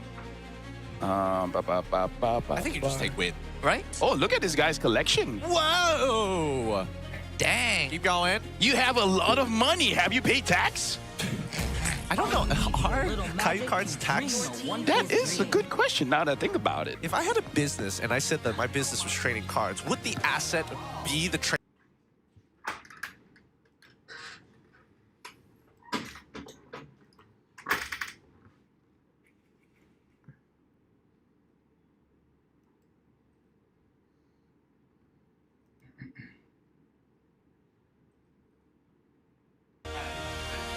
If I buy you guys food, All right. Reese has been helping me out a lot. That's why she has a merce now. So that's how she got the merce. I thought it was from her job, but no, it was actually from you. So you are the reason she has a Merce. Shout outs to Riz, the only female casting. She has a Mercedes. Just 6 cars. And 3 houses. And 3 houses. She's doing well for herself right now. Finally, well is an understatement. Well, for her age, yeah. For her. She just recently graduated. Yep. Yesterday. Okay, maybe not, but all right. Recently. Really? Yeah, she is like 19 or 20. She's young. She's probably like early 20s, right? Yeah, she's really young. No. You guys are messing with me, right? No. No. No, it's like when I first met her, she was still studying. Yeah, but that's when you first met her. That was like how many years go back? 3 years ago. Yeah. 4 years ago. So that would make her 3 years. Season 12. Season 12. No, see, if 3 years ago she was studying, she graduated not long ago. Yeah. Dude, she just finished studying and she got all of that. You just swamped 2 degrees. So you see the age gap, bro? I see. I don't even have 1 degree. I don't even feel 1 degree. I'll maintain the high score for now, but in the meantime, let's look back. Actually, now I'm getting a bit depressed. Why, you don't have the high score and the most degrees given away? No, it's just you don't have a Merce. What's the highest achievement that I've got? You know, depends on how you define an achievement. Oh yeah, because of the dopamine thing. It doesn't. Yeah, it doesn't work the way you think it does. Yeah. All right, with everything said and done already, the first half of the draft is already complete. We already have the Harley. I wasn't expecting the Harley to be the priority here. I was definitely thinking more of the Guinevere this time around, but it hasn't been touched. Like Guinevere did not get touched. Harith got banned out. Mosshoff gets picked off early, and then we finally get to see Claude, Fove, and Yi. The question is, IG, do they still want to go for tank jungle? That's the thing. Yeah. I don't think it's a bad idea. By the way, Mel and Suelo, you guys got to redeem yourself. Yep. The entire world, maybe including Paris, just saw that. Yep. Merco Stream saw that, and that equals the entire world. Yeah. Merco Stream is like the US of streaming. I mean, the US. If I remember correctly, at his speed, well, yesterday was like 7.5. That was already higher than the restream on North American MLBB. Yep. Although this draft from SRG, it looks like they are looking to sort of like isolate targets from IG, right? Like pick them apart, right? We have good side lane players, well, heroes, and players. And players. Yeah. But yeah, I do agree. I feel like SRG against IG, they're like, we're just gonna pick off either the pivot point or just the weakest link, right? So, Suelo, you're going up against a Moskov and a Harley, and we don't know what hero Cram is gonna be using. So, you just gotta not make a mistake. If all else fails, yes, the Terizla and the Lapu. That is also true. I think that at this point, if anything, the supports are going to be more of a priority, right? Get rid of the single targets, get rid of anybody who is able to kind of like hard contest. Finally, the Guinevere gets banned out for the side of SRG, thank God. But now, yeah, I'm guessing Cho as well? Bonjour? Where? I've been practicing, if you guys haven't noticed. It's okay. Right? Okay. It's passable, no? Yeah, it's not easy to learn the language. Yeah. Where? I am here. All right, the second part sounds better. Where's Eiffel Tower? Where's Eiffel? Where's Eiffel Tower? Oui. Wi-Fi. No, not Wi-Fi. Oh, sorry. I'm gonna stop embarrassing myself. It means yes, by the way. Oh, really? Oui, yeah, oui means yes. That's dumb. We like to have fun here, folks. I mean, it depends on who you ask, you know? I mean, coming from our local language where people will say no by saying tack. Why do you say like that? And then when they Why do you say we is we? and then when they Alright. spell it, it's just an X. That's actually facts. Hey, we simplify things, okay? X means no. Everyone knows it whether you know the language or not. Hey, I don't know. Try it with a Frenchman. Tell me what he thinks. You type an X and he's gonna, oh, X equals 38. Well, at least if we go to Italy, we just need our hands to talk. Oh, I see. Which makes you wonder, how do the armless communicate?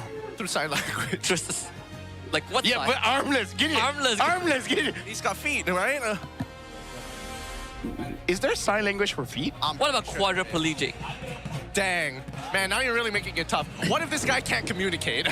I mean, like, here's the thing. He doesn't have to be disabled to do that. It was viral a few months ago that a guy that's quadriplegic shot someone, right? Exactly. He used a gun. And then he was able to transport the body and hide it. He drove somehow. That guy. The world is insane. And he's a Paralympic, by the way. He's yeah. That makes it all the more understandable, you know?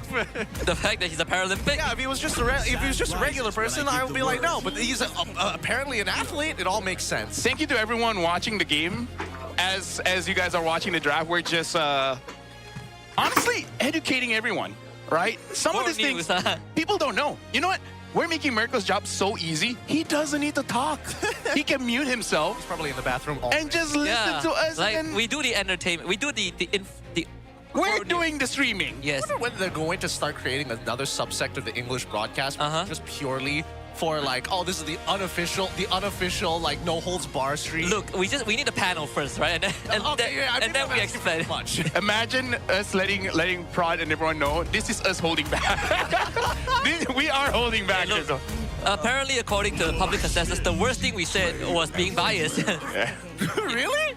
Yeah, the one with Super Yoshi has small hero pool, which, by the way, everyone admits, including Arcadia and Super Yoshi himself. Yeah. Play the clip. We have receipts. We have receipts. Oh, the Yuzong. I do appreciate the fact that SRG, they're like, if you are gonna go for Khalid and just say, imagine having that mid trio. So what? As long as we make this one combo work and land it on Suelo, we win. Yeah, he just dies. And Krem looks like he just really wants to dump on Yetri here. It's gonna be. It's not gonna be the easiest. Like, he had a choice of Alice, but he's like, nope, Yuzong. Yep, he could play tank, he could sandbag, and he's like, no. We don't play nice. I think it fits his style. It definitely fits his style. It makes him less dependent. Hazel is smiling. Yep. That's into Moskov show. Hey, do not doubt. I'm sorry. Do not doubt the black alien. Apparently, he said he didn't want that nickname anymore. Hey, he doesn't really have a choice, does he? No. Man, it's hard. Actually, this game is too distinct. I mean, like, the nickname Black Alien probably is in its tamest form because we're in Malaysia. Yeah. In Southeast Asia, in fact. Imagine saying like Sky Prince goes up against the Black Alien. Can you imagine calling someone a Black Alien in the West? I kind of feel like that's kind of not good anywhere in the world. Not here. Well, they haven't met Super Marco just yet, so I don't think it would make sense because he's bulletproof. I have again. This is the part where we hold back because I have some jokes in my head that I'm like, I'm not gonna say it. Trust me, there was a lot. It could have been worse. Could have been worse. Cute that. Could have been worse. Could have been worse. Like, for example. Wait. Why did they put Sakai and the wolf? What? The half-man, half-beast is innocent. Hey, no. Wrong. Get your monikers right. No, the moniker is absolutely tablet here. I respect that. I respect the Infinix tablet. The Infinix tablet. Yep. Oh, check out the Infinix phone from Saba. For Cram, aka cousin. So are you Cram's cousin or are you a cousin? Never mind. Who's the cousin? Who's the favorite cousin? Which one was gonna be his favorite? Which one's the cousin? The one that can use the keto. All right, before we go any further, let's do our jobs here. Let's break down what these comps look like? From the looks of what we want to see, Invictus Gaming have gone back into their style. They have single target pickup, but their team fights are pretty good if they can set up for Mel, Q, T. On the opposite side, single target lockdown to Snowball is the way to go. Let's jump right into game number 3. Yep, game number 3 underway. This time we get Selangor Red Giants. Again, against Invictus Gaming, SRG blue side, IG on the red side, and we see Hazel's signature Hayabusa. It was the hero that he used when he debuted 2 seasons ago, and it made a splash. Gave SRG a pretty hard time back in Aero Esports era. Yep, 1-1 game against SRG. Now, here's the thing, my analysis for SRG's draft, it really is just to dive, get a crucial target, and then commit. For Invictus Gaming, it's all about Hazel's styling. That's the official analysis, which is true because Hazel yesterday, after he got his VOD, which is his 4th item, then he started to come online. Yep. Like, Hayabusa would have had way longer reach with the shadows. In fact, Yoons is to come in onto it with Stormy, that's first blood. Such a silly mistake. They overextended, and Nova, he knows he's going to be fed to the wolves. They even come in to petrify just in case. 2 bodies for SRG. They did not need to do that at all. Hazel needs to be careful here because, again, he's not going to find his relevancy until level 4. And worse yet, just keep in mind that Yums actively on this show is going to be looking out for his shadows as targets. So as much as he wanted to chunk people out and force recalls, that has costed him a lot in the early game. Gideon, you're showing your age, I am. right? The thing about styling, the thing about aura farming is doing things unnecessarily and get away with it. He just didn't get away with it. So it's just, you know, negative aura. It's kind of like, if you want to leave after the show ends, but you do a backflip, it's super unnecessary. Look, a good example would be if Mel did what he did in the previous game and it worked, it would have been the greatest player of all time. But it didn't work, so he just loses aura. Yeah. So you gotta give benefit of the doubt to Hazel, right? He needs. Yeah, he forgot that the shadows aura. have shorter range. Yeah. And he didn't thought Yums would kick him.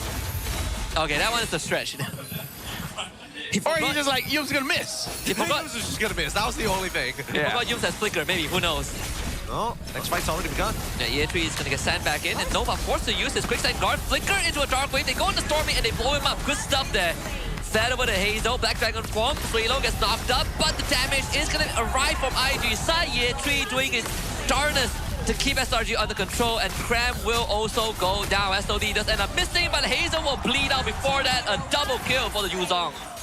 Okay, not the worst. Luckily, Crime was able to get 2 there at the bare minimum. So guys, not sure about the target acquisition here, because that Deadly Magic onto Nova just didn't make much sense to me, especially knowing that he is going to be covered by his team. It's not like he was singled out or in any of that matter.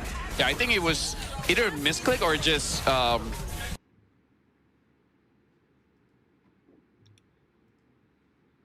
pretty huge. EA3 is most likely to go down here to Sakai's. And there's no business for Nova Escobar in this area. Yep. All right, Husky's going to work a little bit more for this one because it looks like this is going to be a pretty brawly game. Yep, it looks like it's just going to be like active fights all across the board, right? And it makes a lot of sense for IG because their comp definitely wants to do that a little bit more. But SRG, they're not going to back down. They're not going to take the disrespect. Yeah. For this one, it's going to be difficult for Invictus to kind of shut down Cram, especially because EA3 looks like it won't be the first time he's going to get ganked, right? So I feel like for this one, a lot of attention is going to go to the EXP lane, which means the gold lane should have the gold lane experience of just free farming. His force is alt too because of the Deadly Magic. Yeah. I think the mid is going to be almost a non-factor from Suelo just because of the amount of kill pressure that SRG has against him. Yeah. They also committed the Blazing Duet in the bottom lane. So Mel did chunk Innocent down. Not that it matters too much. He will heal back up gradually.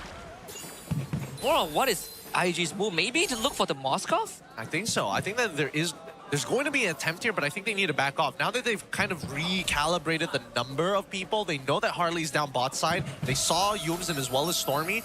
And now that Cram has also left the lane as well, really shouldn't. Looking for Nova, trying to blow him up as fast as possible, and it will be successful. They lose Yums in the process, but there is Cram hovering around. Doesn't find an angle back in. So it would be a 1-for-1 trade. But I think that's a necessary trade, right? Nova Escobar, there was almost no way for him to survive that. The fact that Hazel got a kill is A-okay. Because yesterday, Hazel is strong, but he got strong very, very late. So this just accelerates it. This is one of those times where he's allowed to be very, very selfish by allowing his team to be live bait just so that he can get those kills. Well, let's see how long this can be kept up for, right? It's 6-4 scoreline, and Yetri re-ganked again. There is Nova and Hazel nearby. The Petrify gets used. Yetri trying to hang on, but the damage is just too much, and IG can't make it there in time. Hazel's looking for an opportunity. Bridgie stands up easily, dodge, but Hazel has a shadow on the Sakai, so that's going to be a guaranteed kill despite the port out. But Yus will come in with a counter engage. They find Hazel. Both the junglers fall. Yeah, this is going to be more about micro here. Like who can trade very, very well, and Yetri really has to be careful because he needs to know SRG doesn't like him that much. So they're going to gank him a lot. Oh, boy. It's not personal. It's just that he's a phobias, you know? Early and mid stages of the game, assuming that he had a snowball, but since he does it now, a lot of these neutral takes are much easier to handle. But look at the respect coming up from SRG. Despite 2 ganks, you can see that they still want that primary pick. Oh, nice. This force the flicker out from Suelo. Now he turns with RWM, but Cram is in the building with Black Dragon form. Nova Escobar unleashes out on the Sakai. The entry, force the diver, his attention. Cram will end up going down. 2 dead on SRG side. I kind of have to watch that again. How did they really dodge Humes there? But either way, amazing coming in from Invictus Gaming. Now they're gonna get control here, and Hazel is looking pretty good. And Yetri, he was actually being very selfless as well because I saw opportunities for him to get a kill, but instead he peeled away for his team, making sure that Suelo as well as Hazel doesn't get caught in any kind of nonsense. Suelo is actually 4-0. He's having a good game. Don't say that too early. He's having a mediocre game at best. He's getting to play the game. He's like 5 out of 10. Yeah, he's playing the game. At least he gets to play the game this time. Because again, we cannot say too many good things about people, you know? Of course, especially now that it's like 9-7, literally almost even gold. Nova could be a target. Oh, so that's how. Okay, yeah. Cool. Nice. They didn't get the kick out yet, so they're still there. Well, I think that Yums has done his job. He's already baited out an important spell coming in from Nova Escobar, and there's a lot less things to worry about now. But they're going to unlock Cram, which I think is rather surprising. I would have imagined that Innocent would be a lot of the priority for Selangor Red Giants in terms of like who we need to prioritize and put resources into. But it seems otherwise. They went for Domai's first item on Yuzong as well. They will find Yetri once more, and yeah, this time he's not going anywhere. In fact, Cram is going to do the job of zoning everyone now with the Petrified QT starting to bleed out. Yums, flicker kick, he will die for this. But the rest of SRG is still around. Cram is going to be next on the table. Boogie Shadow kill from Hazel with the secure. Nova hits the ball with himself, and he goes down. Sakai needs some help, gets away, but Hazel collects him. And Hazel will be able to get away with a double kill.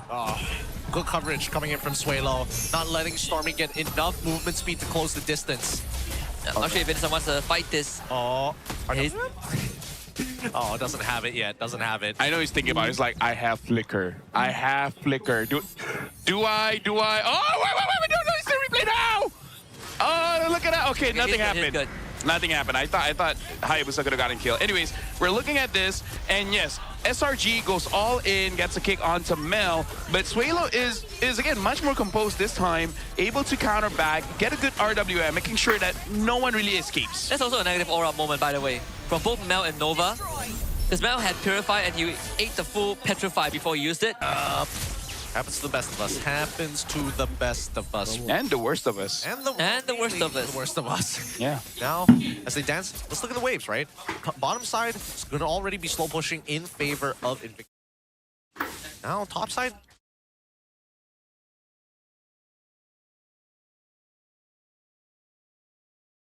But they might get boxed in by SRG. Stormy and Innocent are on the flanks, and Yums is looking for a target. They should get the Lord. There it is. Hazel with the secure. Good dark wave from Yetri.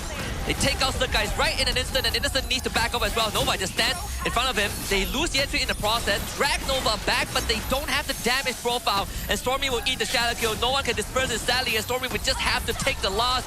Suelo is unstoppable. Cram goes down. Lord and 4 kills for IG. Bro, the Black Alien, man. Okay, maybe we do need a new moniker for him. He needs something good for IG, assuming that he sticks around with them for a long time. Oh, but it actually works because Invictus is kind of like, you know, space themed, right?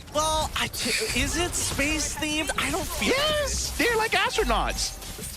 Yeah, like astronauts underwater. Dude, it's literally in their poster. Wait, hold on, rewind that. Astronauts underwater? Explain. Those are called divers, Lafel. No, that's a song. Remember? It's a song? Rolling down in the deep, and it is, they could call that mental freeze. So much. You know, that's astronaut under the water, you know? Oh, I hate it so. Guys, listen to the music, come on! Oh, I'd like to, but now the raging sandstorm is making me feel otherwise. I mean, Innocent is completely out of it. The SOD doesn't get him out. Oh, he get the kick onto the Hazel. Can he get him out? Hazel goes into shadow kill in time. And unfortunately, still ends up going down. The two-man petrify. Good from Crab, trying to bleed them all out. Melkuti lifted up. SRG is still managing a base defense. Holding strong. Going onwards, but it's coming at a cost. And I think at this point, Invictus are realizing that time is starting to run out. Let's look at an instant replay of it one more time.